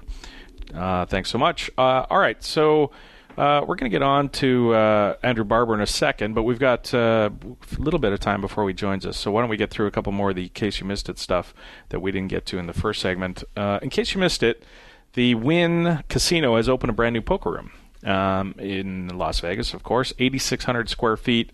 Twice as big as their old room, and this is interesting though. Twice as many square feet in their room, but only 28 tables compared to 25 in their old room. So, for those people who play live in casinos where the tables are kind of shoehorned in, you don't got a lot of room to move between them. It sounds like this is a much better setup for spacing between the tables, which I really like. Yeah, that sounds great. It sounds like there's nothing worse than being crammed into a poker table and like your back's against like the guy who's at the back, the back of the guy who's at the table next to you. You want that experience? You go to the Rio. Exactly. Play live poker there. And shitty chairs. It's nice to see. Wynn making a big capital investment, trying to capture their share of the poker market, and it's something that you don't necessarily expect right now because we talk about is poker dying and all this stuff. Poker will always do well as long as people are making good capital investments, and then people are going to be interested in playing. So hopefully, does well for that. So yeah, indeed. There's a big tournament starting there, so they're just opening it up just in time for that. And people are asking us pretty much like every week, like, where should I go play poker? Wynn. Maybe check out the Wynn. They have USB ports at every table to be able to Smart. charge your devices, which I thought was a great idea. And they also have a sports betting window for when Roscoe plays there. Right in the same room. He still has money at that point. In case you missed it, the GPL Cube. We talked about this months ago with Alex Dreyfus. The Cube made its debut in Las Vegas this week. This, of course, is the soundproof glass enclosure that the live heads-up matches are played in. And I guess the Cube will be traveling all around the world, but right now it's in Las Vegas because that's where everybody is. The first match was Aaron Paul of Breaking Bad fame. He was, of course, he is a member of the LA Sunset, and he played the very first match in the Cube against the Paris Aviators' Fabrice Soulier. And somewhat surprisingly, I would think Aaron was probably an underdog. He ends up winning the match 2-1, takes home the points for the Sunset. I watched the highlights. I know they've been live streaming it, right, on their Twitch channel. A bunch of heads up, Ross. Yep. I watched the highlights of this Aaron Paul match, and it kind of seemed weird. Like, there's, of course, they're facing each other. They have their podiums and sort of a small little television screen, but it's weird to play poker heads up and just kind of be staring at a guy the whole time instead of, you're looking at your cards or... Yeah, there's no chips to shuffle or anything else to hold. You're just kind of tapping on the iPad. Well, it puts a lot of pressure on the guys that are playing, right, to be entertaining. And, clearly some are better at that than others. It might highlight... I think they have to be careful who they put in there, I guess is what I'm saying. But look for the Cube to make its debut around the world for the GPL matches coming up. How about some 140 or less? It's 140 characters. That's it. I love hashtags. I love all of them. Terrence Chan needs more than 140 characters to express himself. 140 or less. A couple that I saw this week. Joe Cheong, Sublime on Twitter, @Sublime. Can someone step up and provide quality, unhealthy food at the Rio so I can fatten up for the winters of the Amazon room? Salmon ain't working. I guess it's pretty... Yeah, I mean, it's Joe Chong is one of the few people in the poker world who's like in my weight class or maybe even a little bit He's below a it. Thin guy. Not the biggest guy in the world. So I could certainly appreciate if he wanted to pound back a couple double bacon cheeseburgers or something like that. But it is he raises kind of, in joking, an interesting point is that by far the best food option at the World Series is this thing that's specifically catered towards like healthy food, because all the unhealthy food sucks. Like, you've got like the pizza kitchen and the random Chinese food, and like they got rid of Boozio's. Not that Boozio's was unhealthy. Boozio's was actually a perfectly healthy choice, but they got rid of Boozio's and they've replaced it with this Guy Fieri restaurant that's getting very mediocre reviews. Unsurprisingly, I will say the burgers at All American Burger, is that what it's called, All American Burger? Yeah, I like the burgers there, but how many burgers? The All American Burger, what you're talking about, the one like near Ipanema. Yeah, but how many burgers can you eat, right? Like, you get sick of those really quickly. Exactly, and like you can get steak there, but they're not good. But overall, the quality of the Rio food's not good. Like if the best thing you can get from the Rio is All American Dave, which is of course super healthy and won't make you fat and super expensive. That's funny, and it's pretty pricey as well, of course. Daniel Cates at Jungleman Dan. Will someone please perform a survey of poker players regarding how good they think they are versus how good they think their peers are, and then compare the results between the two? I thought that'd be hilarious. Well, I mean, this is like classic Jungleman. It's sort of like what I might call like antisocial Jungleman, where it's like he's really obsessed with how like sort of like outing who's good and bad in poker, I guess. Yeah. This is sort of like the quasi weird dick measuring stuff that occurs in Jungleman's But world. he's right. I mean, people always completely overestimate themselves. He is right, but I mean that's not unique to poker. Like when you have a world where 90% of the people think they're better than average driver or whatever it is. It's a natural human instinct to assume that you're better than the curve. And if anything, poker players are better at it than most people. I mean, you've got poker players who are fairly conservative, like, oh, I'm not going to enter this tournament because I don't think I have an edge in it, or that kind of thing. We're gonna talk about markup and all that with Andrew Barber, whether people deserve 1.2x, 1.3x, whatever it is markup. They're not even necessarily saying that they deserve it, just that's what they're charging. That's what it goes for, yeah. Let's quickly read some comments, questions for the show from the thread in our 2+2 forum, 2+2 Pokercast forum. Head on over there if you want to drop some stuff in there. Love the interaction on the forum. By the way, before you get into that, Adam, I mean, last week, of course, we announced that our relationship with the PokerStars VIP Club, right, and I love the support. Like, thanks so much, guys, for the support. Mm-hmm. That people have shown us in this thread. People have talked about like raising donations and all this kind of thing, and I don't know how much we want to get into that. But I mean, just the fact that people are appreciative of what we do on a week-to-week basis, and took the time to post on the forum and say some nice things that that warm our feelings at night, of course. That warms my feelings at night. Yeah, absolutely agree with that. Thanks to everybody for reaching out. It's not the end of the show. We're going to continue on. I don't think, Terrence, you want to keep going, right? Oh, yeah. Yeah, I mean, I know Ross does, so we're going to keep on doing the show. Hopefully we'll find a sponsor for it. I mean, we have, 40, 50,000 listeners each week, somewhere in that range. So, I think our target audience... That's the baseline. I mean, you say 40, 50,000. I mean, we never get lower than that, but we often get higher than that. So that's kind of the baseline. Yeah, and our demographic is pretty darn good out there for advertisers. You would think so. If you want to reach that many people and have us be partners, we'd love to hear from you. But some questions. Here we go. Habs fan writes, "Hey guys, what's up? Just a quick question. What's your single fondest memory you've experienced as professionals in the poker gambling industry? Do you have a single moment that stands out where you're like, fuck, this is awesome? And for us, what's your VPP count this year? Still good chance you'll make Supernova Elite. Hey man, that means you can apply for Team Online. Ship it. Love the show. Cheers, guys. Please bring back How Much You Got in Stripper Trivia. Both awesome games."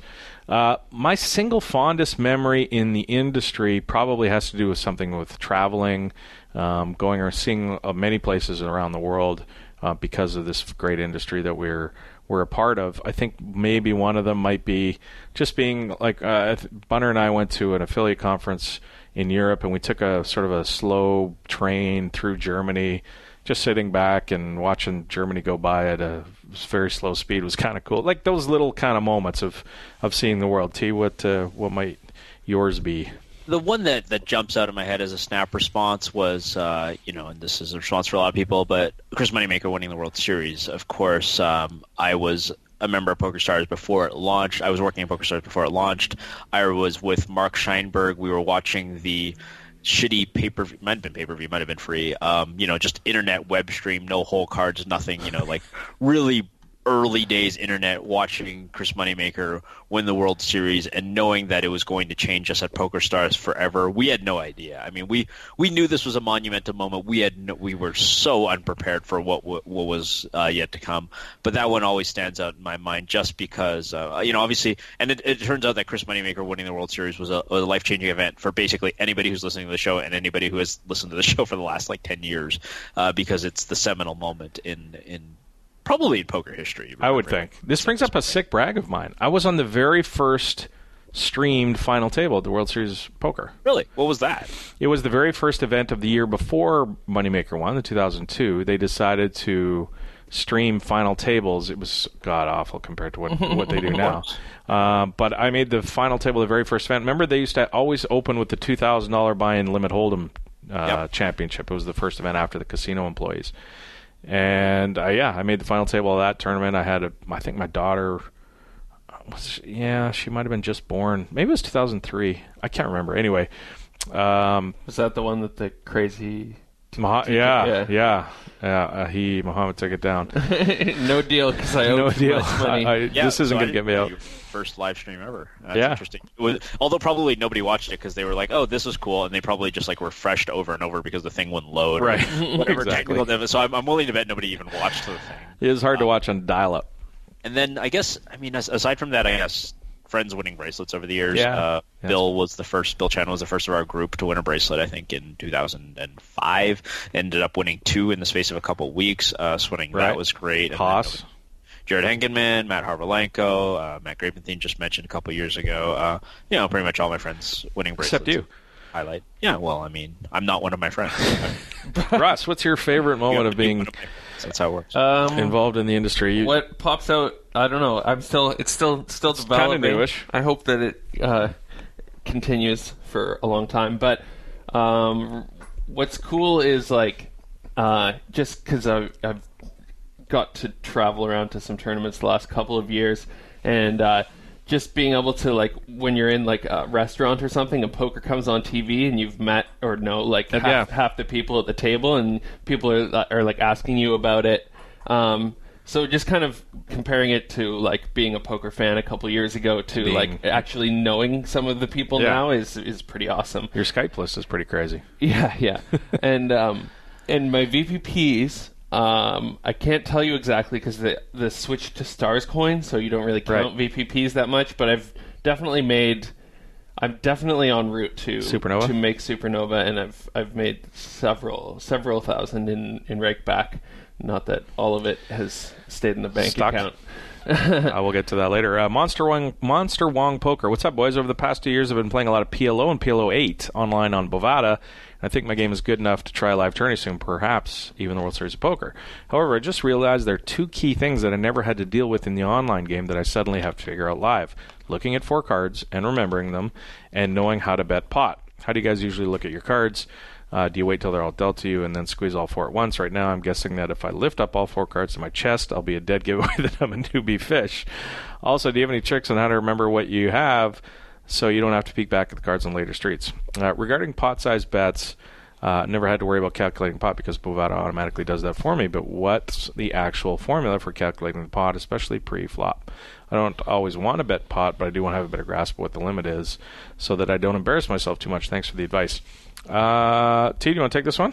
Sure. Okay. Reverse order. So the size of the pot, there's no real easy ways to do this without doing the mental calculation. I mean, there's a few tricks, right? Like the opening raise is always 3.5x the big blind, for the pot. But most of the time, if there's substantial action pre-flop, and then the action's on you on the flop, you can just ask how much is in the pot. And if you're playing at a 9-handed table, either the dealer or somebody at the table will know. Invariably. I have never been at a table where somebody said, how much is in the pot? And somebody didn't just snap, say, 1925.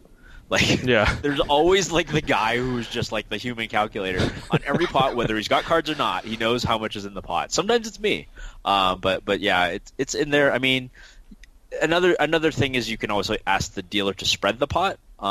Which you're generally not allowed to do in no limit most of the time, but you're allowed to do it in pot limit. And just basically what that means is, usually if you've played live poker, the dealer often crushes them up into a mound, and you can't really see it. But if you can see it, and you can just see kind of the big chips are the ones that matter, right? You don't really care if the green chips, the anti chips are in there or whatever at that point. You're basically going to count up and eyeball all the big chips, and you're going to be able to see how much is in the pot. And so you bet close to 3/4 of the pot, you're usually going to be right. How I squeeze my cards, this is different for, I think, everybody individually. I look at, in Omaha, when I play live Omaha, I look at my cards pretty much the same as I look at them and hold them. So I collect them all into one rectangle, and then I sort of spread them with my thumb. But I know a lot of people will sort of treat it like 2 hold'em hands, and they'll look at 2, and then they'll look at the other 2. In terms of remembering, most of the time it really only matters to remember your suited cards in Omaha and your ace suit, right? Because you might need to know if you need to run a dry ace blocker. But saying them out loud, not out loud, but saying them in your head is generally the easiest way, I think. I mean, usually, it'll be queen 10 of clubs, 8 and an offsuit 8-7, right? So if you have a queen 10 of clubs and an offsuit 8-7, it really doesn't matter which 8 and which 7 you have. You're not going to be using them as blockers.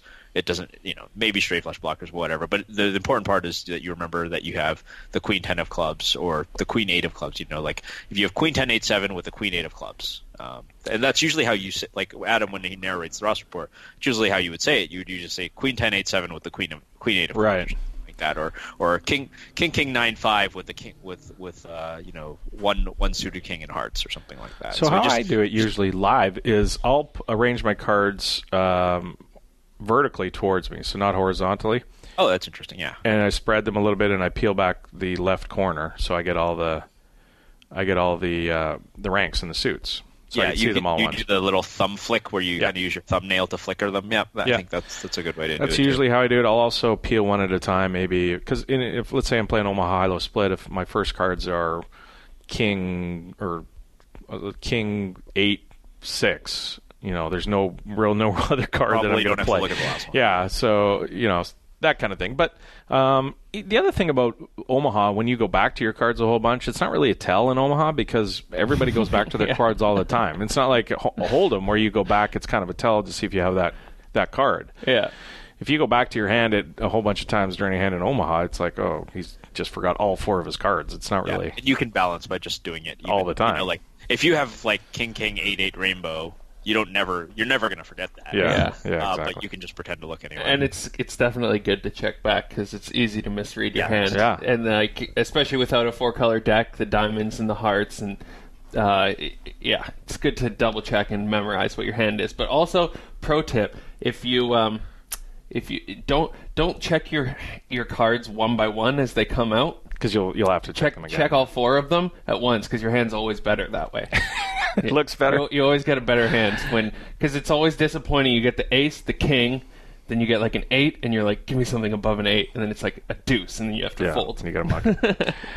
And also watching other people as they get their cards is good too, instead of looking at your own, because you can tell when people like their hands.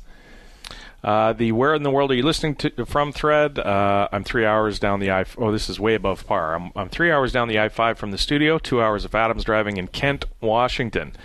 An EDW storm from Sao Paulo, Brazil. Thanks for heading on over to the thread and letting us know where you're listening to. This, by the way, that thread's going to be important when we're looking for new sponsors because we're going to get a lot of information from that thread. So head on over, please, to tell us where you are listening from if you haven't. I want to bring in Mr. Andrew Barber right now. And here he is from Las Vegas. Andrew Barber, welcome back to the Pokercast, sir. Good. How's it going, guys? Fantastic. World Series of Poker time, where there's a lot of discussion about buying pieces, selling pieces, marketplace, etc., trading. You're an economist. You sent out a tweet the other day to, I think it was something along the lines of attention poker media. Do you really want to know what's going on? Let me know, and I'll explain it. So that's why we thought it might be a good idea to bring you in and talk about some of the nuances of buying and selling pieces that people maybe don't understand. It seems like an easy thing to sort of gamble on. I know that guy. I've heard of him. He's selling at 1.2. Why don't I just buy a piece? But there may be some economic reasons why it's not a great idea. So why don't we jump into it?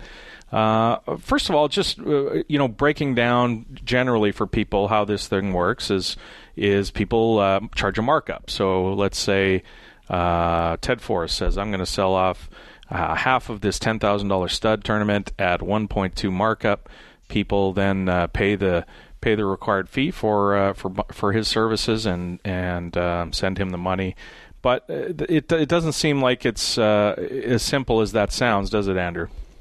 No, it's frequently not. I mean, Ted might want to sell a little bit more than 50% based on what I know about Ted. But no, it's not that simple. I mean, it's a very nuanced system, and I've become a bit of a pariah. But I think that speaking out against something or about something that I think is problematic is just in my nature. I take a lot of public stances on a lot of things, and this is one that I'm shocked that it's gone on this long without a discussion of the perverse incentives that can be present. So you feel that people don't understand exactly the incentives that people run into when they start selling more than 50%. Talk to us a little bit about some of the things that maybe the layman who's just trying to take a gamble on somebody might not understand what's going on here. Well, I mean, the big one is that when someone charges a markup, both the player and the investor are facing different requirements for making money. When you charge a markup of, let's use the extremely arbitrary 1.2, the player has to have an ROI of at least 20% to make money for the investor. Now, depending on how much the player sells, it could be if they sell 50%, they only need an ROI of negative 20%, at least negative 20% to make money. But if they sell, 70%, I believe that they can have a negative ROI of almost 50% and still make money. So that creates a problem, right? I mean, sorry, T, go ahead. Yeah, the math on this is actually like quite interesting, and it's something that I like to think of myself as somebody who understands math, but until you put it in a very concrete way, and I'll quote from your story, so like you say somebody who's selling 50% of themselves at 1.2, so that obviously means that they're taking, so he's keeping, say he's playing 20,000 worth of action, he's keeping 10,000 of action for himself, but his investors are paying 12,000 worth of action, but he's actually, of course, only paying $8,000 for his own $10,000 worth of action. And now, this sounds all right. Well, yeah, the guy's a good player, and you don't invest in him if he's not a good player. But now, when you move from 50 to 70%, you point out that the investors are now playing $16,800 for 70%, which is still, of course, 1.2. And the guy, the actual horse, he's only paying $3,200 and gets to keep 30% of himself. And so then you're saying that the difference between a 50%, selling off 50% of yourself and needing to just have an ROI better than negative 20% now becomes just negative 47% if he's selling 70% of himself. And that's something I really found fascinating. And it leads to what, you call losing players who are still able to make profit. So for example, if a person only has 30% of himself and, say he plays this 20,000 worth of events, he cashes for 15,000. Well, that's a negative 25% ROI. This guy is actually still profiting because of the heavy markup that he's charged. Am I sort of understanding the first problem correctly? You're one of few who understands it perfectly.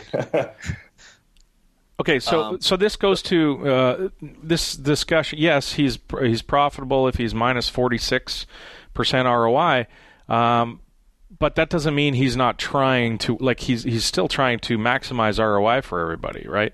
Whether or not it's accurate at the 1.2, we can get into discussing free market later. But he's not. Talk about why that incentive is bad, I guess. The fact that he just only needs to be kind of good to make money. It's just the fact that I think the player now I guess one of the debates to be had is whether this is happening at the conscious or the unconscious level. Whether it's I don't think it's typically done maliciously, but I do know as someone who tried to come close to free rolling a lot of tournaments, several years ago, that I'm well aware of, and I think many people are, that the more I sell, the less I have to risk. So I still maintain tons of upside, but I have very little downside. And that's the issue. It's a moral hazard problem. I mean, this is a phrase that's used a lot in economics. But for people who aren't familiar with it, it's when, two parties have very different incentives. So a good example would be like, say you purchase car insurance, but because you have car insurance, you drive more recklessly, or you park in dangerous areas, or you don't lock your car, or something like that. And that's why, you have a deductible, because if you have a deductible, the person who has insurance is feeling the sting of them making, possibly some bad decisions. So we need a markup deductible, is what you're saying. Yeah, I mean, I've got a variety of solutions, and we can maybe touch on them later. But I think that at the very least, players are aware that if they sell more, they get to invest a lot less, and they can fire a bunch of events and kind of, take tons of variance, and hopefully one of the tournaments works out. So let's take an example of somebody who free rolls a tournament. Are you saying that you think, or it's a fact that, or common sense, that they would not try as hard or not play as well if they were free rolling versus if they're playing partially for their own money?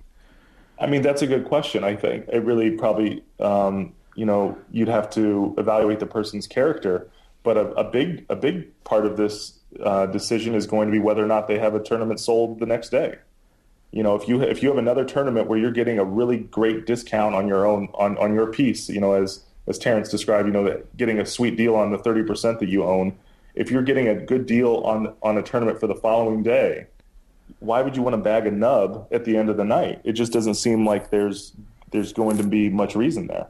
I see. Yeah, and that's something that in reading your article, that really did hit home, because I never really thought about that situation. I've never traditionally sold that much action. I've traded actions, but mostly I've traded more than I've sold. And it is something to think about when you sell at markup. What you're basically selling now is, you're selling your action, obviously, but you're sort of like the purveyor of lottery tickets at this point. You're the guy at the convenience store selling lottery tickets. The more of them you sell, and in this context, it's the more events you play or the more actual dollars you put in. You're actually making money by doing that more than you are making money by playing poker. Obviously, you're hoping to bank the top prize and make money playing poker. But if you're for every $1,000 that you're putting in the action, somebody is giving you $1,200. You have this really perverse incentive to play as much as possible, even play events that aren't necessarily plus EV for you, or they're not the best events that you could be playing. Or like you said, you actually have, and this is the scary part, an incentive to punt off a small stack at the end of the night, where if you were playing on your own money, or even if you're selling at no markup and you're just trying to reduce the buy-in, even if you have like a 3 big blind stack, at the end of the night, it's still in your interest to play a 3 big blind stack as well as you know how to play a 3 big blind stack. Whereas when you're selling a markup, you're better off punting it. Right.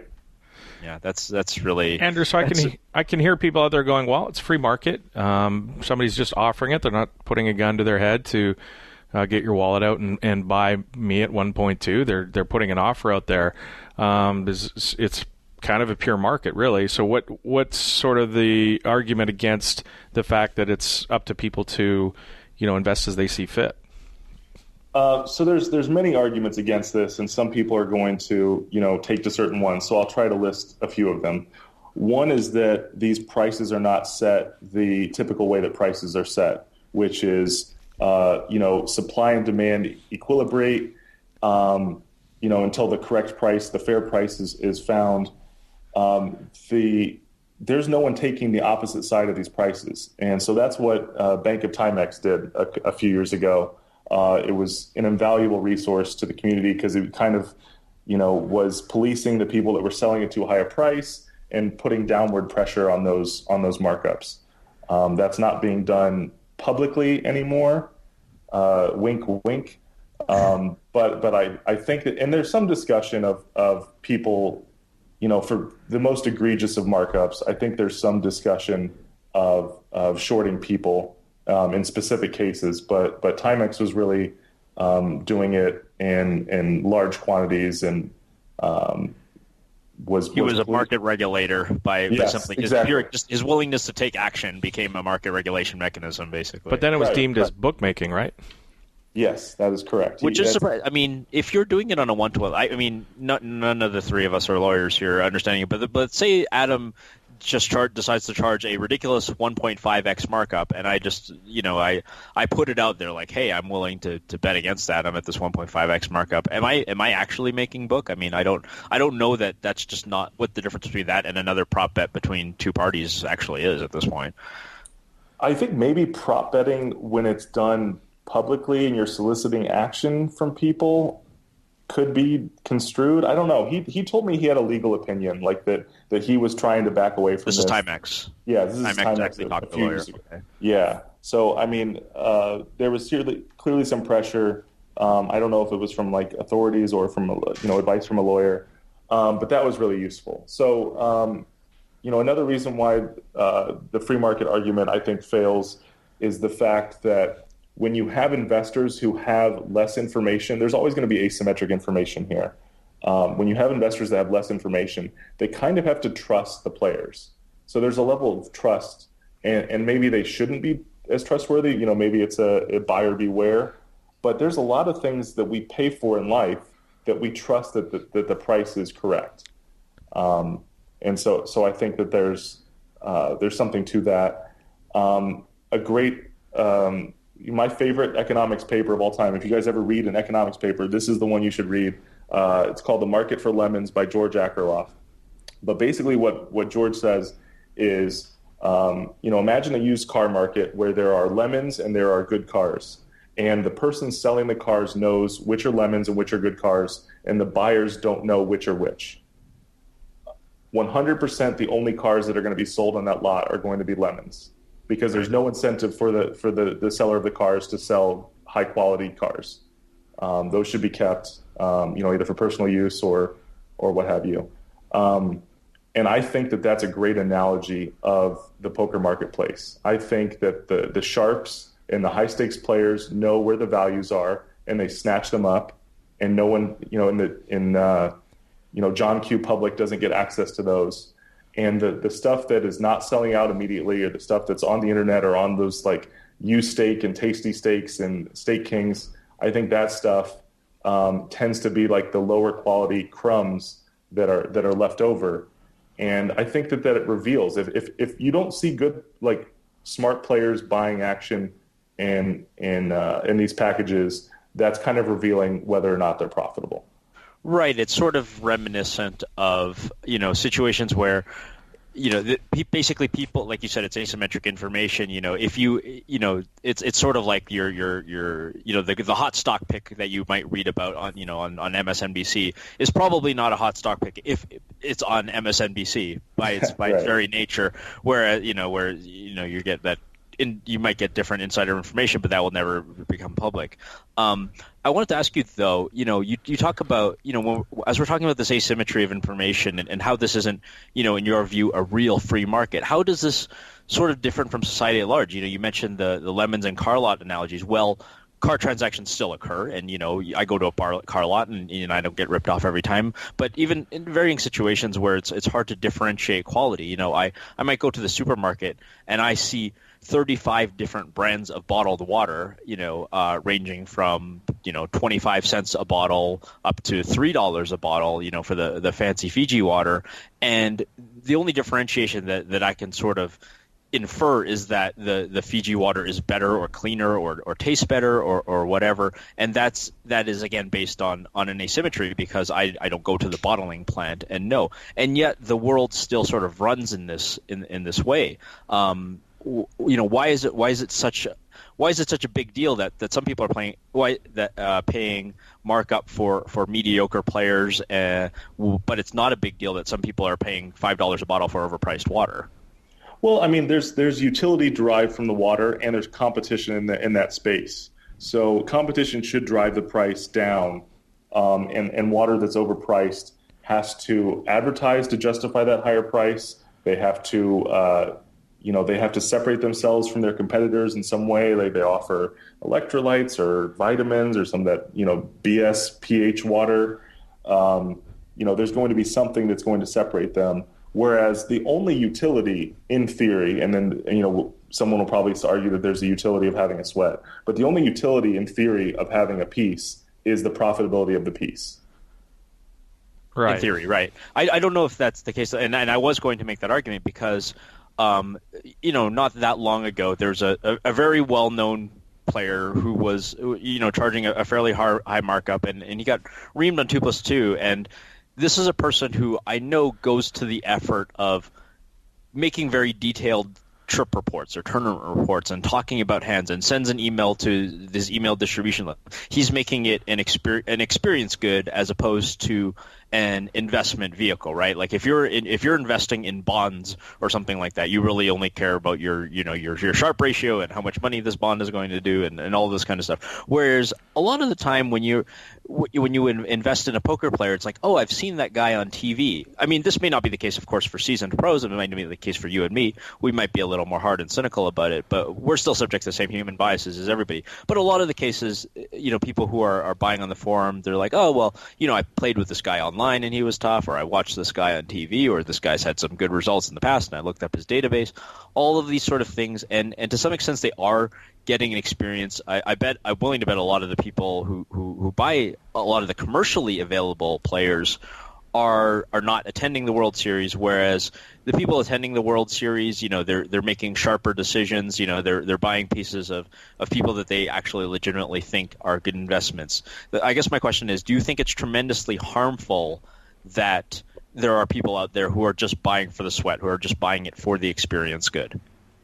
I just think it's extremely unethical that people are capitalizing upon their name recognition. They're able to charge massive markups in the public space on like the U stake where Jamie Gold is selling himself at 1.66 because he won the main event and everybody wants a piece of Jamie Gold. Right. Speaking of Jamie Gold, there's another argument against the free market is something called the winner's curse that you call it. What? Maybe explain that. Yes. Okay. So periodically, throughout the last couple of years, poker players have decided that going with an auction format is the best way to sell.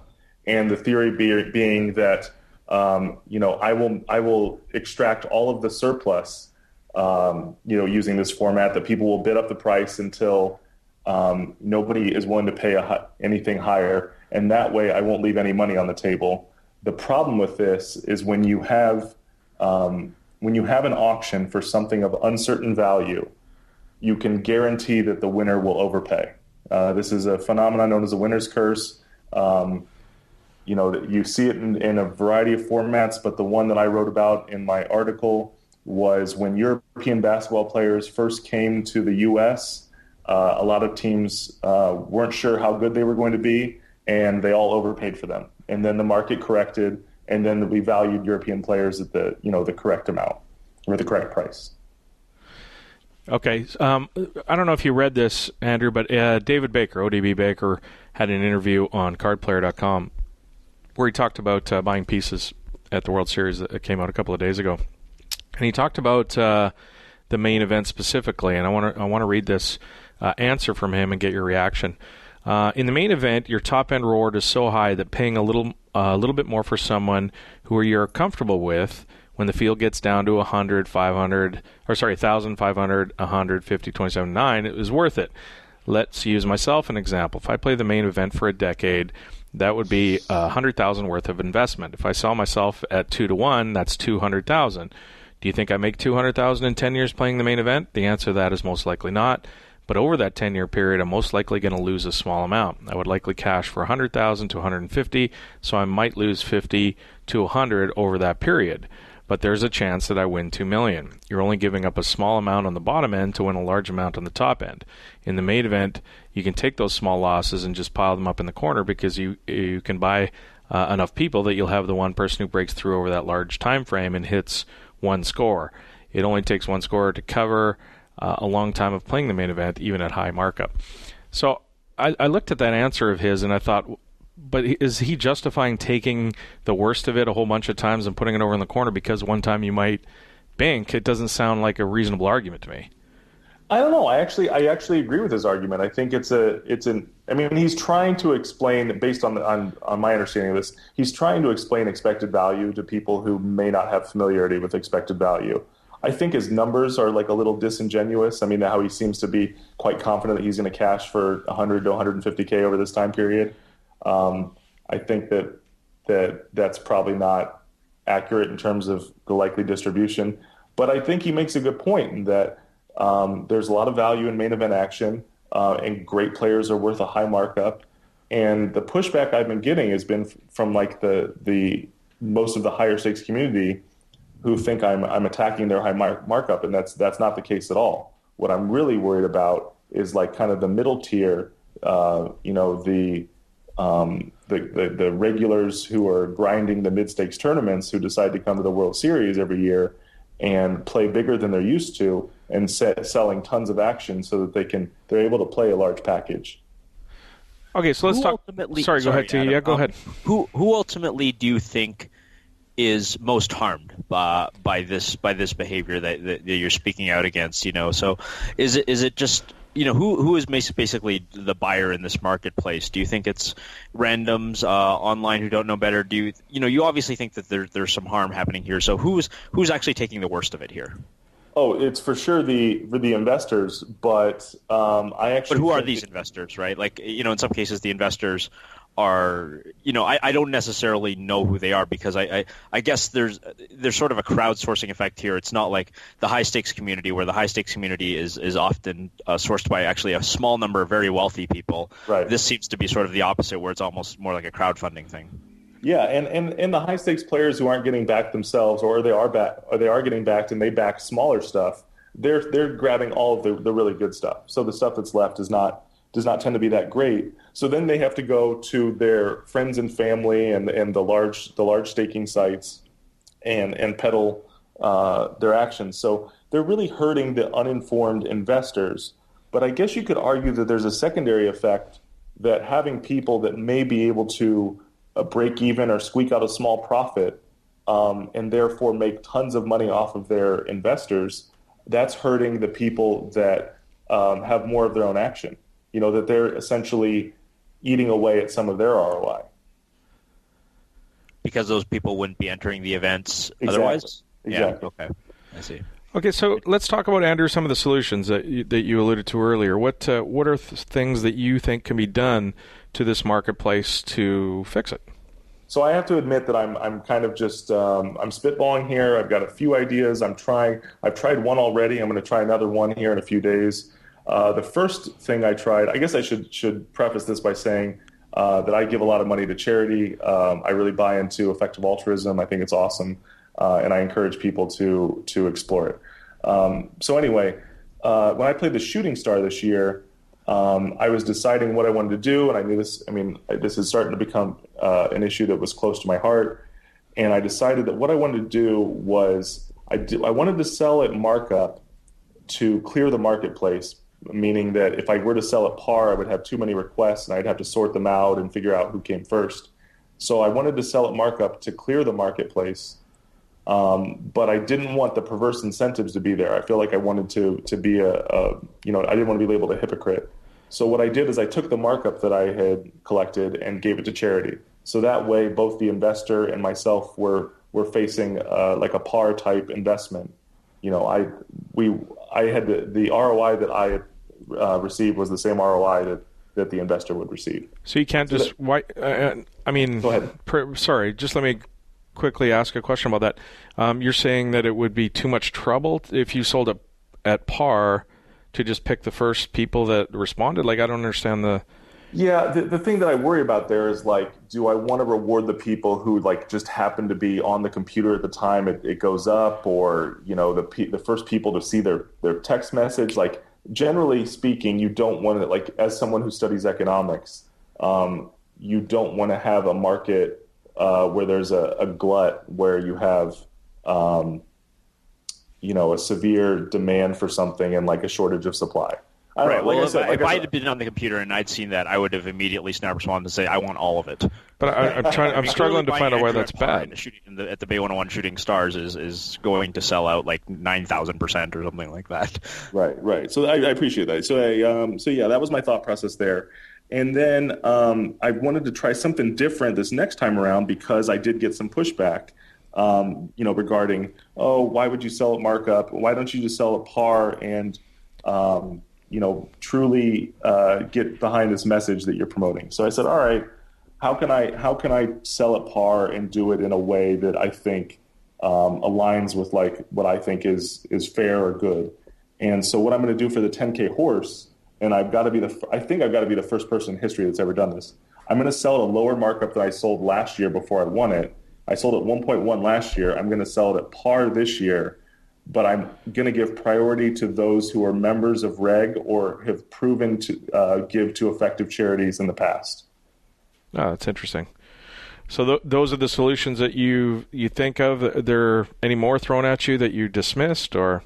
So those are the two that I've gone with so far. Those are, like, the easiest to implement. I think a potentially better system is either a formal or an informal marketplace where everyone who enters into the marketplace or is granted entry into the marketplace has to sell to each other at par. So imagine, like, basically a marketplace that's full of swaps.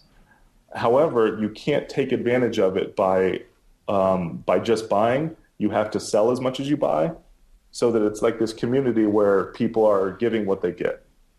That's an interesting one too. Yeah, I think that might work as well. I guess that's not solving the problem. That's not solving the problem of some guy who has 2,000 and wants to buy in a $10,000 event, I guess. Yeah, I mean that's always going to be an issue, and it seems like, I don't know. I haven't looked at the numbers for 10Ks this year. I mean, you guys probably have done a rundown what numbers are like. It feels like they're a little down. Is that correct? Yeah, I think you're right there. Slightly down in the 10K stud, yeah. Yeah, I think it's getting harder and harder for people who don't want to put up very much to play those tournaments. I think that, I know that my stance this year is that I'm not paying a markup for 10Ks with very few exceptions, and I think other people are doing the same. So, Andrew, isn't this an argument sort of that the market is starting to correct itself? I mean, you talked about, you talked about before the basketball situation where the people overpaid initially for the European basketball players, and then people realized, oh, these guys aren't really that exceptional. Couldn't a similar thing be happening now? And if so, does this sort of political activism, is this still necessary, or do you think that the activism pushes us towards a greater market correction? Yeah, I think it's tricky because when you have something like basketball talent, you quickly determine what the value is after the first few players come over.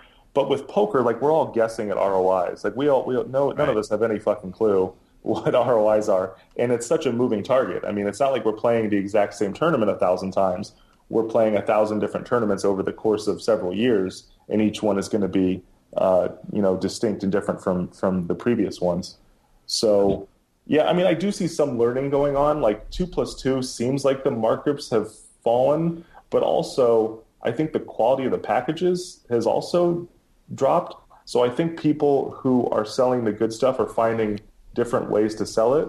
It kind of goes into my theory that the best stuff is just being snatched up privately off the internet. And then the stuff that's left over just is not really great. Well, I wish I had access to that private market. I guess everybody wishes they had access to that small market of good players that are selling it off, and so I guess the message out there is just be careful and talk things through, I guess, with people you're staking. Or you would hope that people who are putting themselves out there understand some of this, Andrew.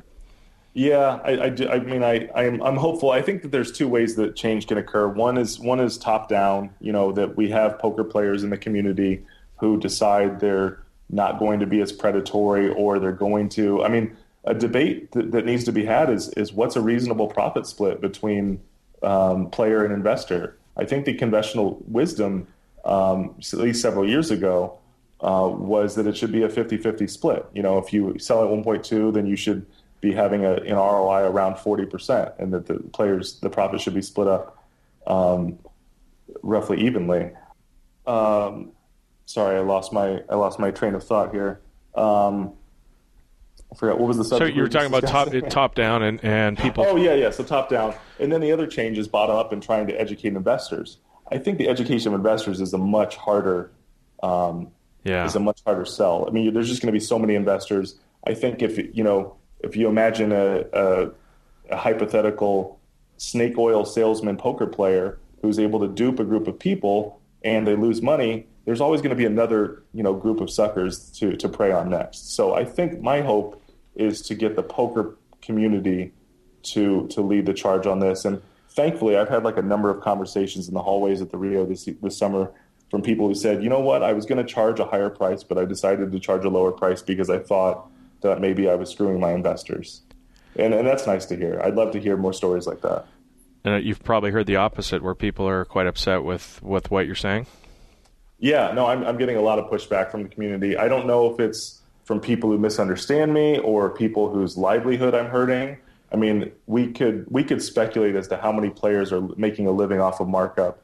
It wouldn't surprise me if it were in the hundreds. Wow. I think that's totally reasonable based on some fictitious numbers of selling 100 or 150K of action in a year, at 1.2 or higher or something like that. You can definitely make a living being a mediocre poker player. I agree with that. Andrew, thanks so much. What's your World Series schedule looking like these days?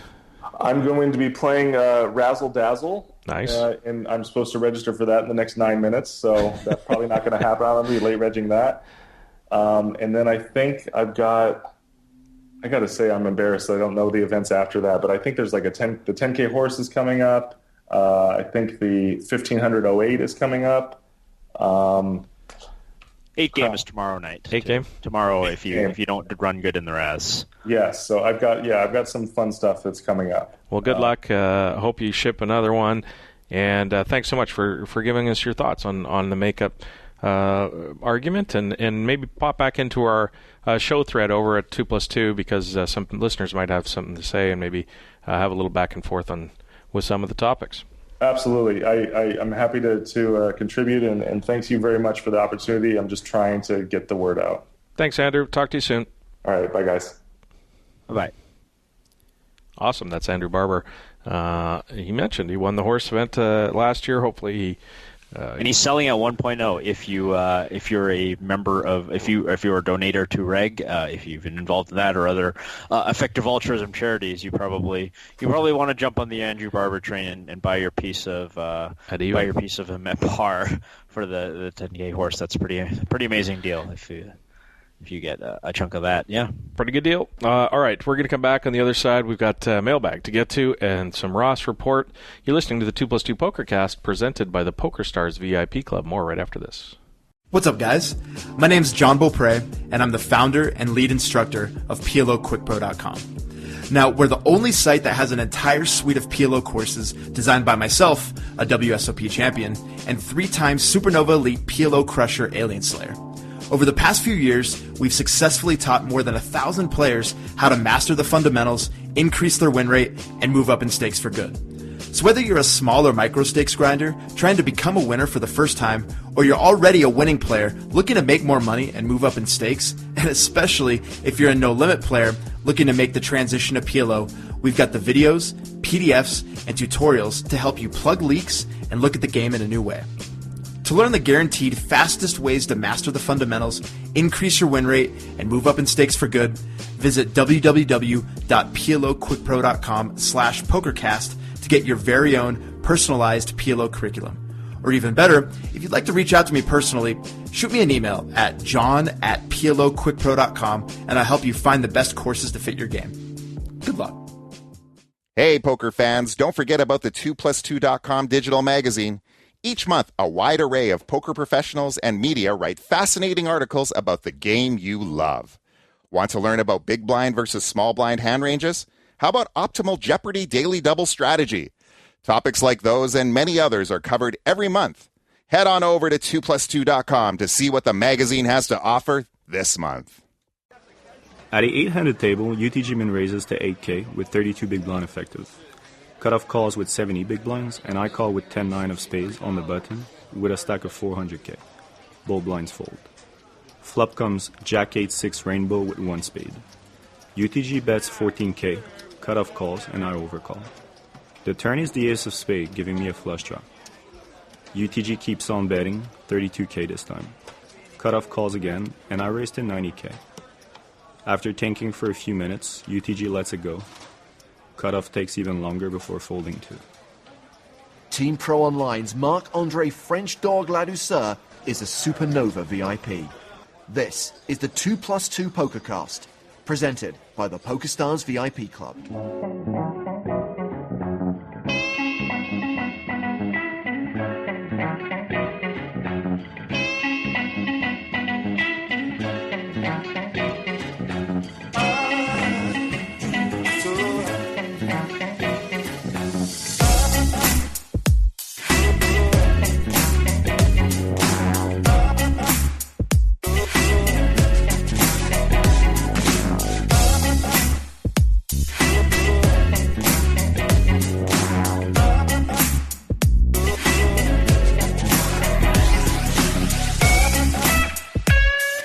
Welcome back to the 2+2 Pokercast presented by the PokerStars VIP Club. Let's get right to the Invitational.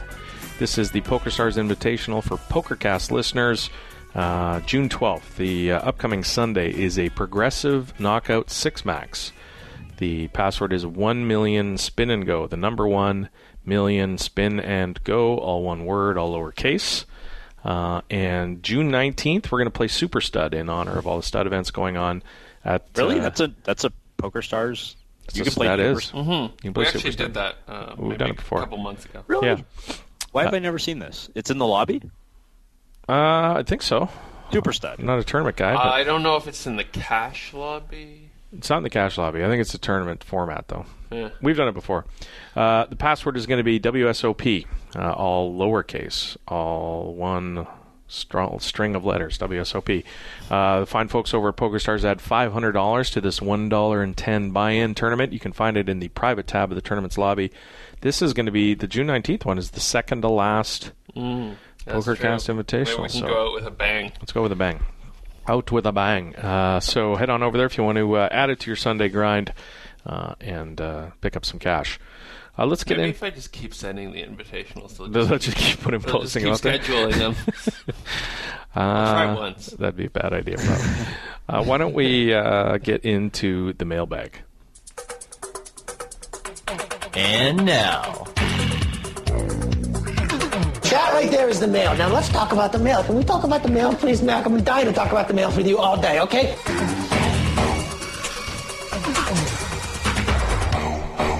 Mailbag. On number 3 now? Email number 3.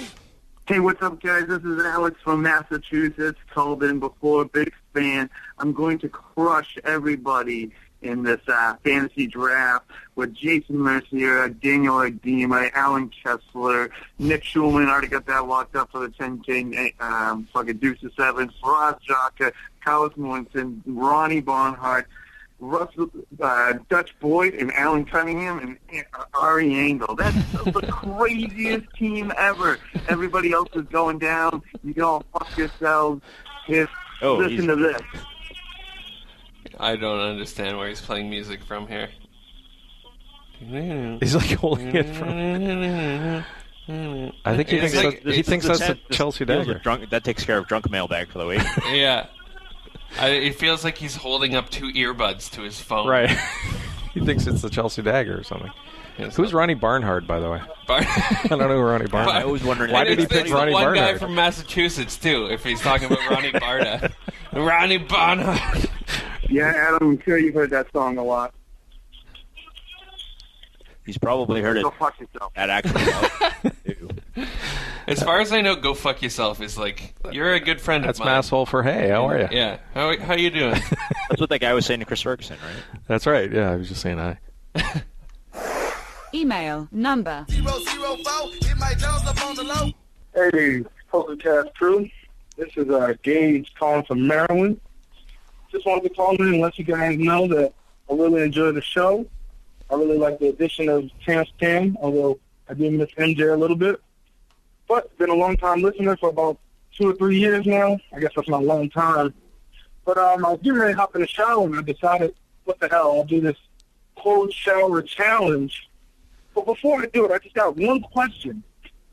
If Terrence never takes hot showers, does that just make him like a fucking walking cesspool of germs? Because when I was growing up, it was always taught to me that to kill germs, you use hot water. I don't know. Maybe he's got other plans. I hope he's using soap at least. But anyways, yeah, keep up the great work, and I guess here goes me hopping in the shower for the cold water shower challenge.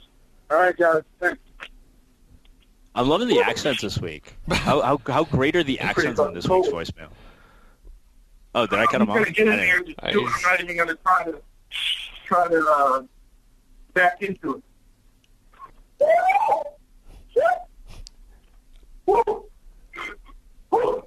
Help you, Dan? All right, keep up the good work. I don't know. I don't hear any shower. I don't hear any water. There's no water going on there. That seemed like a troll to me. That was just absolute troll. We'll let it go. What about the bacteria? Are you just a roaming cesspool of bacteria? No, I take hot showers as well as cold showers, especially after jiu-jitsu or kickboxing or something where I'm going to be, in proximity with human beings and mats and all these kind of things. And I also take hot showers as well as cold showers. But a cold shower is just a good way to start the morning. And you think about it in like nature and stuff like that. There's not that many sources of hot water. There's natural hot springs. So people bathed in rivers all the time and they didn't just fucking die of bacterial poisoning all the time. So it's probably not even that big a deal. Whatever doesn't kill you makes you stronger. Hey, something like that. Thanks to Gage from Maryland. All right. Email number. It's number 5. Troy writes in, hey guys, love the show as always. I'm writing about the term angle shooting. I hear it a lot, but was hoping you could help me define what it is and what it is not. Shots fired. To me, an angle shots fired. You need to add the angle. To me, an angle shooter is a cheat, someone who knowingly breaks the rules in poker in order to win. I think it's a far cry from what I call verbal warfare in live poker, where your words and actions, all within the rules, are designed to maximize your wins and minimize your losses. I think Jamie Gold, Season 4, High Stakes Poker, talking Sammy Farha out of putting in all the money when he had king, and Sammy had aces. He lied about hitting trips to minimize his loss. To me, nothing wrong. The following two scenarios recently happened in a private game. You could say I was the statue in one spot and the pigeon in the other. In both spots, others at the table accused the perpetrator of being an angle shooter. I see nothing wrong in either case. I'll keep it as brief as possible. I'm not going to read them out. I'm just going to summarize them. In the first instance, I'm just going to say I'm not going to hate on Troy because we love getting emails, but he didn't do a great job with the briefest possible. It wasn't brief. In the first hand, he's got the nuts, nut flush in position. He asks the other guy how many times he runs it when they get all in, and waits to call. The other guy shoved, and he's, how many times are you going to run it? And he showed the ace of clubs, the nut flush card in his hand to his neighbor, that kind of thing, to get, and then shoved all in and then get the guy to call. So he thinks he's drawing live or has got to fade the one more club. But so let's talk about that one.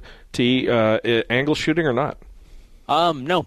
Clever angle, I think. So. Basically, like he flops the nut flush or makes the nut flush, and the other guy asks him if he has the ace of clubs. He says yes, he did have the ace of clubs. He also happened to have the nine of clubs. I am perfectly okay with this, especially in a cash game. In a tournament, where things are stricter. You'll probably get a penalty if you definitely will if you show the ace of clubs to your neighbor. Did he show it or just say that he had it? I think either way he gets a penalty. Yeah. Yeah, I don't think he shot an angle on this one. I think this is more under the category of coffee housing. I'll disagree a little with his definition of angle shooting. So what he wrote was an angle shooter's someone who cheats and knowingly breaks the rules.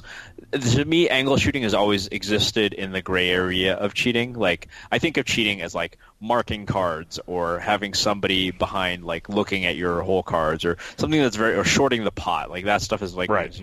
Angle shooting is palming doing chips. Like pretending to check, or something like that, right. Or like spreading your hand in low ball when you've made a straight or something like that. I think those are more like angle shooting. They're sort of the gray area things, but I don't think this is an unethical. I don't think spreading a straight in low ball is angle shooting. You're showing your hand. Well, it's illegal in a lot of. It's like actually, if you, really? I believe if you spread your hand, if you spread a pair or better in a lot of LA casinos, I think you actually lose the pot. Wow, that makes no sense to me at all. You're showing your hand to the other player.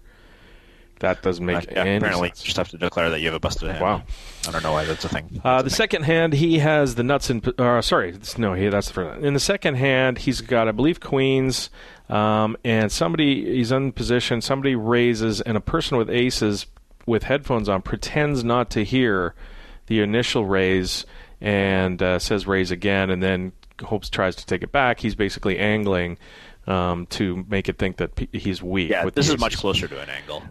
Is this an angle? Go ahead, T. Give me your thoughts on it. I think this is much closer to an angle. I do see this once in a while. Like, the other variant on this is people in poker tournaments, like they quote unquote accidentally throw out the wrong size chip, right? So like, let's say you're playing 50, 100, and somebody makes it 200, and like instead of making it 600, some guy makes it 6,000, which is and then he pretends like, oh my god, shit, I didn't mean to. Can I take it back? Like he accidentally quote unquote threw out a $5,000 chip or something like that, and then it folds around to the first guy who shoves with like ace king or whatever, and then boom, he has aces. I do think that's an angle. I would consider really? A person as an unethical. Yeah, I think it's unethical. I think. I mean, it's certainly not like a criminal offense or anything like that. Like, I think it's an angle, and I wouldn't call it cheating. And that's the thing, right? So I guess what do you call angle shooting? Because that's clearly not cheating. Similar to the things that you were saying. Shooting is not blatant cheating. Right. Right. Like things where it's very clear and very obvious that you're cheating, like you're breaking the rules of poker. Here, I think angle shooting is best defined as taking advantage of the rules in a dubiously ethical way, in a very questionably ethical way. Email number 6. Matt writes, okay, first off, I'm sorry for beating a dead horse at this point. I promise after this email I won't bring up the subject again. It's just Antoni's bust out on The hand in the Super High Roller Bowl just happened, and I can't get it out of my head due to the fact that it was against his friend and somebody he reportedly shares pieces with. I've done some digging and found Antonio has about 40% of himself in the last Super High Roller Bowl and 15% of Rast. Let's say they have a similar deal this time, not unreasonable. I know on the face of it, Antonio's Queens versus Rast Ace King was an automatic all-in-call situation. It's just that they're 200 big blinds deep in the first level of the tournament. Go read the Hand in Poker News. Antonio called off an all-in 6-bet for $120K more after investing $79K in the pot. He would have been left with 100 big blinds if he would have folded the queens. My question is, does Antonio ever play the hand that way if it's against someone other than a person he has a piece of?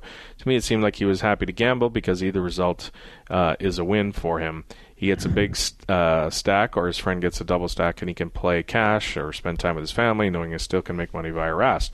For what it's worth, I love Antonio. I always root for him, and he's always been my favorite player, as much as you can root for a poker player, that is. Sort of annoys me that I'm using him as an example, as once you read this email, it'll seem like I'm calling him out, but such is life. Anyway, thanks for reading my email, and that's it for me on the subject. I know I know I'm on an island in this one when it comes to my feelings and sharing pieces, so I won't bring it up again. This hand, it was, getting 200 big blinds in with queens against Rast. I mean, there's all kinds of things that go into it that we really don't know. Like, they're dynamic together. Like, if you ever watch Antonio and Phil Lack play, they play really, really hard against each other for large amounts of money in the past. Do we know that they didn't have split each other 50-50? No, I guess. But, if Rast and Antonio run into each other a lot in these tournaments, which they likely do, and it's very similar to the way Antonio has a history with Helmuth, where he fucks with Helmuth nonstop. Maybe he's got a history of playing really hard with Rast, and then they get this deep, and Rast could just turn over the, ace-jack or something. I don't know. I mean, this one doesn't... it's two queens getting 200 big blinds in, which doesn't happen a whole lot, but I don't know. It does. This one doesn't seem bad to me.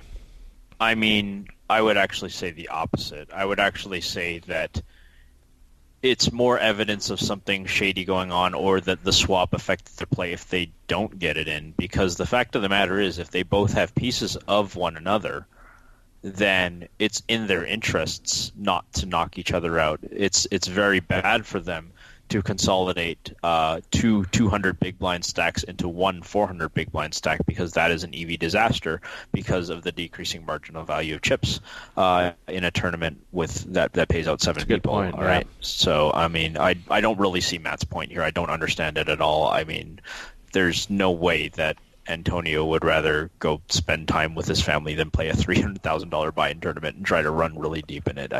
You just don't sign up for a $300,000 tournament planning to punt it off and just be like, oh, I'll just go do something else. And Brian Rast, he's hypothesizing that Antonio is 40% of himself and 15% of Rast.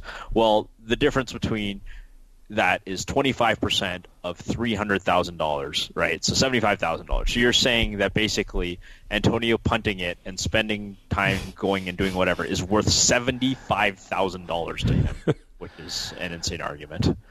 So I'm not seeing it. Email number 7. Josh writes, hey guys, second time writing in from Melbourne. Following hand takes place at a Crown 5-5-10 PLO. Found your analysis of a previous Hold'em hand to be very helpful, and would appreciate all of your opinions on the following hand. Here goes. Table just started, about 9 hands in. Buy-in is between 4 and 1,500. I buy in for 500. At the start of this hand, I have 450. In the small blind, I get dealt ace, king 3, rainbow. The most you can bet or raise is the size of a pot. Each player, early player, raises pot to 40. Folds around to me. I repot in the small blind to 135. Original raiser calls. Everybody else folds. Pot is now 285.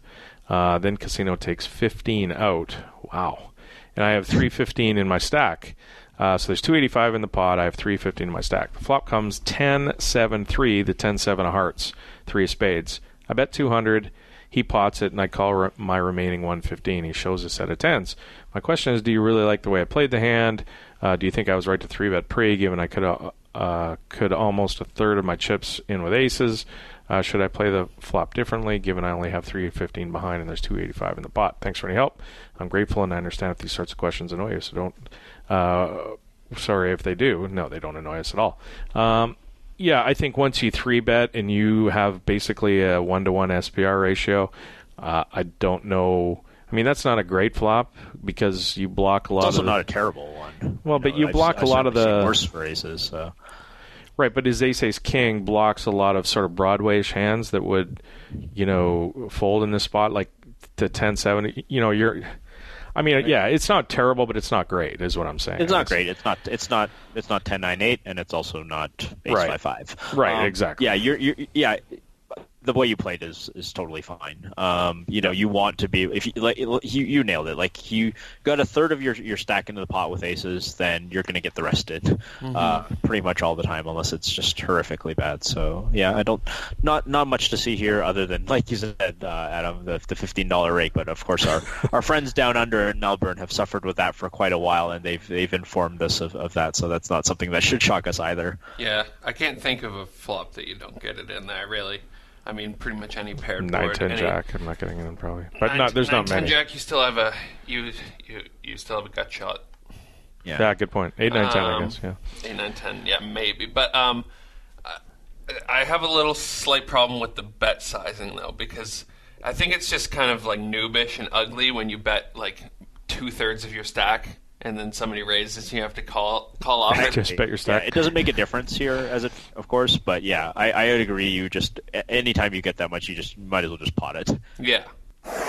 Email number 0800.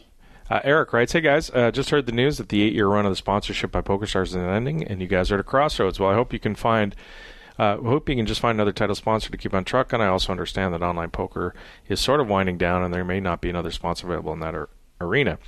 So before you would ever consider throwing in the towel, how about a crowdsourced model?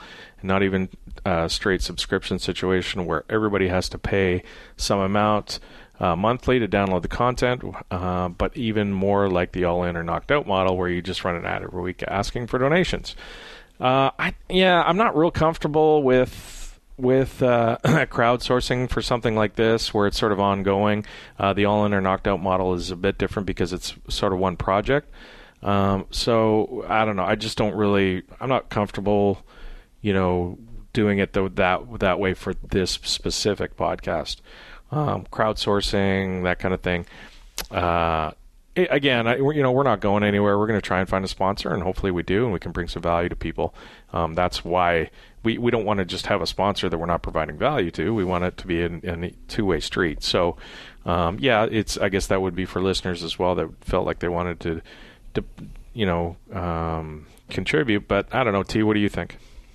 I think your thoughts nailed it exactly. I think we want to have a sponsor, but I mean, I wouldn't totally rule out the idea of crowdfunding. It's for all in or knocked out, it was just sort of an experiment, and we were just sort of hoping to kind of get what we can. People understand like doing it's a lot of work, so if people like that, then they can sort of put something in the tip jar. We very much appreciate that. We'll see how this goes. I mean, we want to continue doing the show, and we think that a podcast that, like you said earlier, has the right demographics, has people with disposable income, and has 40 or 50,000 a week as a base. We think there's a market for that, and we just have to find the right person who wants to sponsor the show, and we think we'll find them. If we got everybody who listens to the show to donate 50 cents, we'd be doing awesome.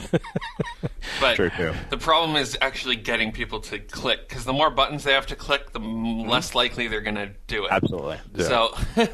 So that's the problem with donations. I just don't know that a lot of podcasts have been successful with the model, and there's so much podcast. Like, look at us. We all listen to podcasts. Do we pay for any? I don't. I know that. I know there's quite a few podcasts that I've stopped listening to because they've tried to go to pay model. Yeah, see, that's the problem. And somebody mentioned it elsewhere that you cap the listeners if you do that in that fashion. So yeah, I don't know. We'll work on it later. But email number 9.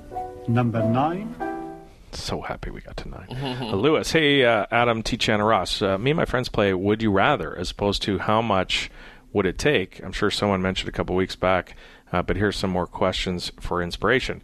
Would you rather lose 2 inches from your penis length or be completely hairless?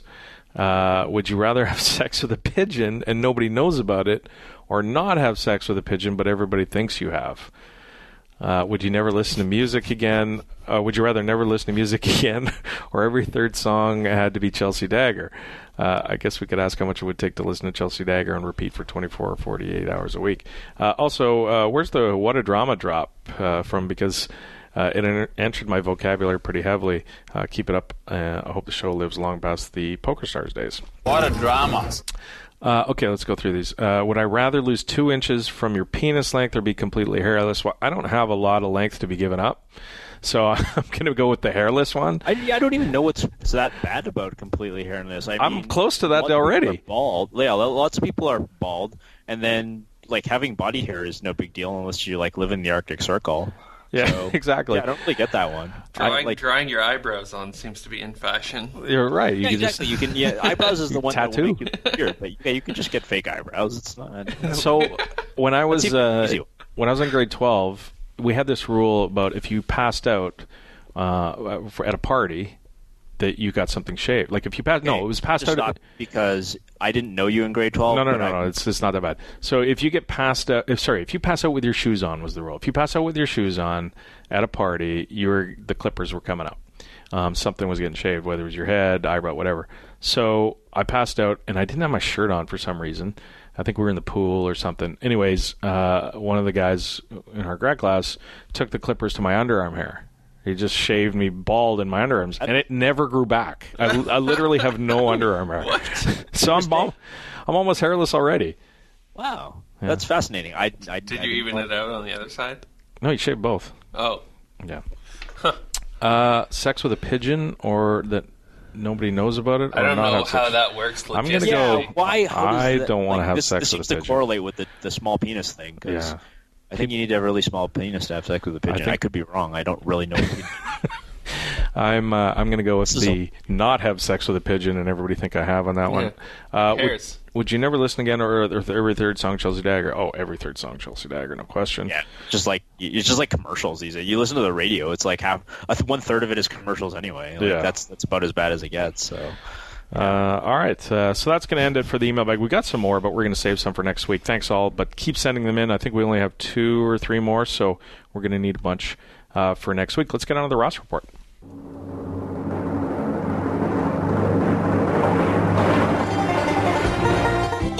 Good old Roscoe. Sure glad he's all right. Listen, boy, you gotta pick your spots good. You gotta make hay while the sun shines. Hey, God, you dipstick! It's time for a Roscoe report.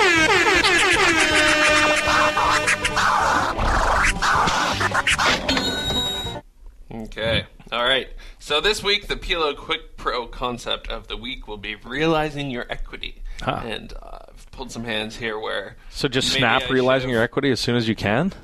Well, finding out ways to realize your equity. I like it. It's like the new, Jesus turned water into a wine. I want my equity right now. Yeah. I want you're just cashing my equity. I would like my equity. I'm holding it. I've got it in a rack. Last time we heard you were on a downswing. What's the scenario now? Well, I'm still losing at poker, but I've been winning at betting on baseball. I've been really into baseball recently. Chicago doing it big. Yeah, the Chicago has been coming through. The Chicago, the Cubs are doing quite well. Rolling with the Cubs. I've actually kind of gotten into it. So you're a winner in sports betting. I mean, it's probably variance, but. Probably. I hit that 5-team parlay and it got me running. Got me off and running. Okay, tell me about the 5-team parlay. This was a couple weeks ago, but I screenshotted it to you guys. I didn't see it. I think it was the show that you missed, Adam. So yeah. Oh, fantastic! Yeah, I screenshotted the old Ross 5-teamers. Asked me about the mathematics of parlay, and I told him why they were bad, and he did it anyway. Okay, well, I bet all of those games individually, and then I just threw. I was like, well, fuck it. If I'm going to win all the games, 20 on this.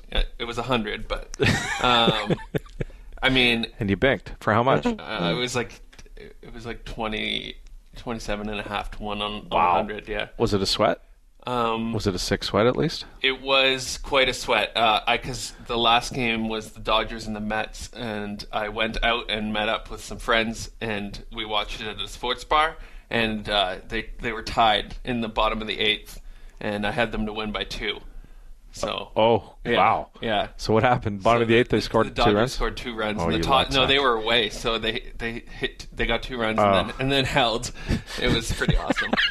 And, that's funny. But yeah. All right. Let's get into some hands. I'm trying to win at poker. So you're losing at poker and winning at sports? At the moment, but I'm trying to win at poker. Is there any way we can talk you into quitting sports betting? Well, I mean, we can talk about it. Terrence, do you think we can get him to stop? Is there any way for us to do that? I mean, like threatening physical harm. Like, I mean, other than that, no, I don't think so. I think we're just going to watch this roller coaster go. I think he's just a degen. Can we play the music? Where's the degen song? Well, I'm not. Anyways. All right, let's get into the first hand. If you, remember to go into the show thread and follow along. I'll Please. Post the links to the hands in the show thread, and you let's guys do can. So we're at 25 cent, 50 cent PLO on PokerStars, the Zoom pools. You are in the under the gun position, UTG as the kids say. You're dealt the King Jack 9 10 with the King 10 of spades, the Jack 9 of clubs. Such a pretty hand, double suited King Jack 9 10. You raise it up full pot. The cutoff decides to call you. The button calls as well. Small blind calls and the big blind calls. 5 of you to the pot. To the flop, sorry. Jack 8-5, the Jack 5 of hearts, the 8 of clubs. Again, you have King Jack 10-9. You flop the top pair, wrap with backdoor club draw. Is that right? Just an open ender. It's just an open it's just open ender, no queen. Sorry. Top pair. Yes. Top pair, open ender, and a 3 flush. There you go. The small blind checks, big blind checks. You check. The cutoff checks. The button decides to bet the full pot of $8. It is the big blind now check raises to 33. You raise to 58 all in, and the button calls and the big blind calls. Yeah. So what happened here is I was trying to get a free card because I don't like the flush draw. Mm-hmm. And then once 2 people went all in, I was like, can't be that bad. Let's get it in. Yeah. I don't think I like it too much, to be honest. The one pair doesn't have a lot of value 3-way, I don't think. The open-ender with the flush draw out there. If you had a wrap, I'd love it a bunch more. I guess I think it's probably pretty close to fold there. Fold. I think it's a fold for me. I think it's probably a leading one in the long run. I think I don't think it's terrible. I think the presence of the heart flush draw and not having any hearts really hurts really devalues you. It devalues your straight draw. Yeah. It devalues any 2 pair outs that you might have because you don't have any hearts in your hand. So there's a very good chance that you improve and lose anyway. A lot of these times, I think it's a hard sell to say that you have well over 33% equity a lot of the time. Agreed. Results? Well, it is low stakes. So okay. So your one pair was good? Well, it was technically good, results oriented wise, but so I was up against the turn was a 3 of clubs, the river was a king of hearts, and so you made top 2. I made top 2, and the button showed ace 6 4 deuce with 3 hearts. Okay. And the big blind showed 8 queen 10 4 with 8 queen 8 of hearts. Oh, okay. And so actually on the flop I had 45%. On the turn I had 53%. Gotcha. Yeah. But yeah. Sort of your best case scenario with 2 flush draws being out against you, but you still lost anyway. So yeah. These things happen. Yeah. But yeah, I think that I probably could have just check folded and not invested a whole stack. Because that is, as you say, you can bet fold. It's pretty much the best I'm doing. I don't think it's a bad board to bet fold, but yeah. Anyway, all right. Next hand, you are in the big blind with 100 big blinds with the $50 stack. You pick up the ace 10 deuce with the ace 10 of clubs. It's folded around to the cutoff, who raises. The button calls. The small blind calls, and you repot. Yeah, the cutoff I have marked as a loose player. Okay. Who has a higher than normal VPIP. Okay, so his range is wide. He calls, everybody else folds. 2 to the flop, 10-5-5. the 10-5 of diamonds. Again, you have ace, ace, 10, deuce with the ace, 10 of clubs. You also have the ace of diamonds. And the flop 10-5-5, 2 diamonds. You bet about 2/3 pot. You bet $10 into 18. You get called. The turn is the 8 of hearts. There's 38 in the middle, and you shove. The cutoff calls. Well, you say he's got a wide range. Again, I don't know how you're ever. I think I could check this flop, check call the flop, and I think I like that maybe better than leading. I think I prefer leading. I think I prefer the way that the Ross played the hand. I think he'll just pick it up on the flop a lot. If you get raised, you probably still have to put it in really. So if he has a 5, he has a 5. If he raised and called another raise with a 5, I think he just gets the money. So it comes 10-5-5. You bet call the 8 on the turn, the offsuit 8, and now he changes nothing. Right now he shifts. What are you getting called by? Bet call. Oh, I bet he calls. Yeah, what are you getting? What are you getting called I think by? when you get called, you're losing. You're losing a lot of the time. So why then bet the turn? Then if you get called, you're losing. It's the PLO Quick Pro concept of the week is realizing our equity. Because we don't want. We certainly don't want to give a free card here. There's a lot of things I can just make a random straight or flush on the river, and we don't want that. It's ugly because people look you up super light on pair boards. I think I'm checking the turn. And then once you check, you sort of give up because you can't just Yeah, but then you give them a chance to bluff. Spot when you check. That's true. I you give them a chance to bluff their bluffing range, right? You're isolating your calling range by betting pot, right. and you're not giving the chance to bluff. That's true. It could be a head behind thing where check calling all in is better. But you do, of course, risk just kind of giving that free card and letting the guy get there with whatever he might have. Yeah. He might have a 10 with diamonds or something like that. Right. What happens? Well, I did actually get called by worse. Wow. He had King, Queen, Jack, 9 with 3 diamonds in his hand, so he hit a good card on the turn, and I guess he picks up a wrap with a flush. Had enough to call.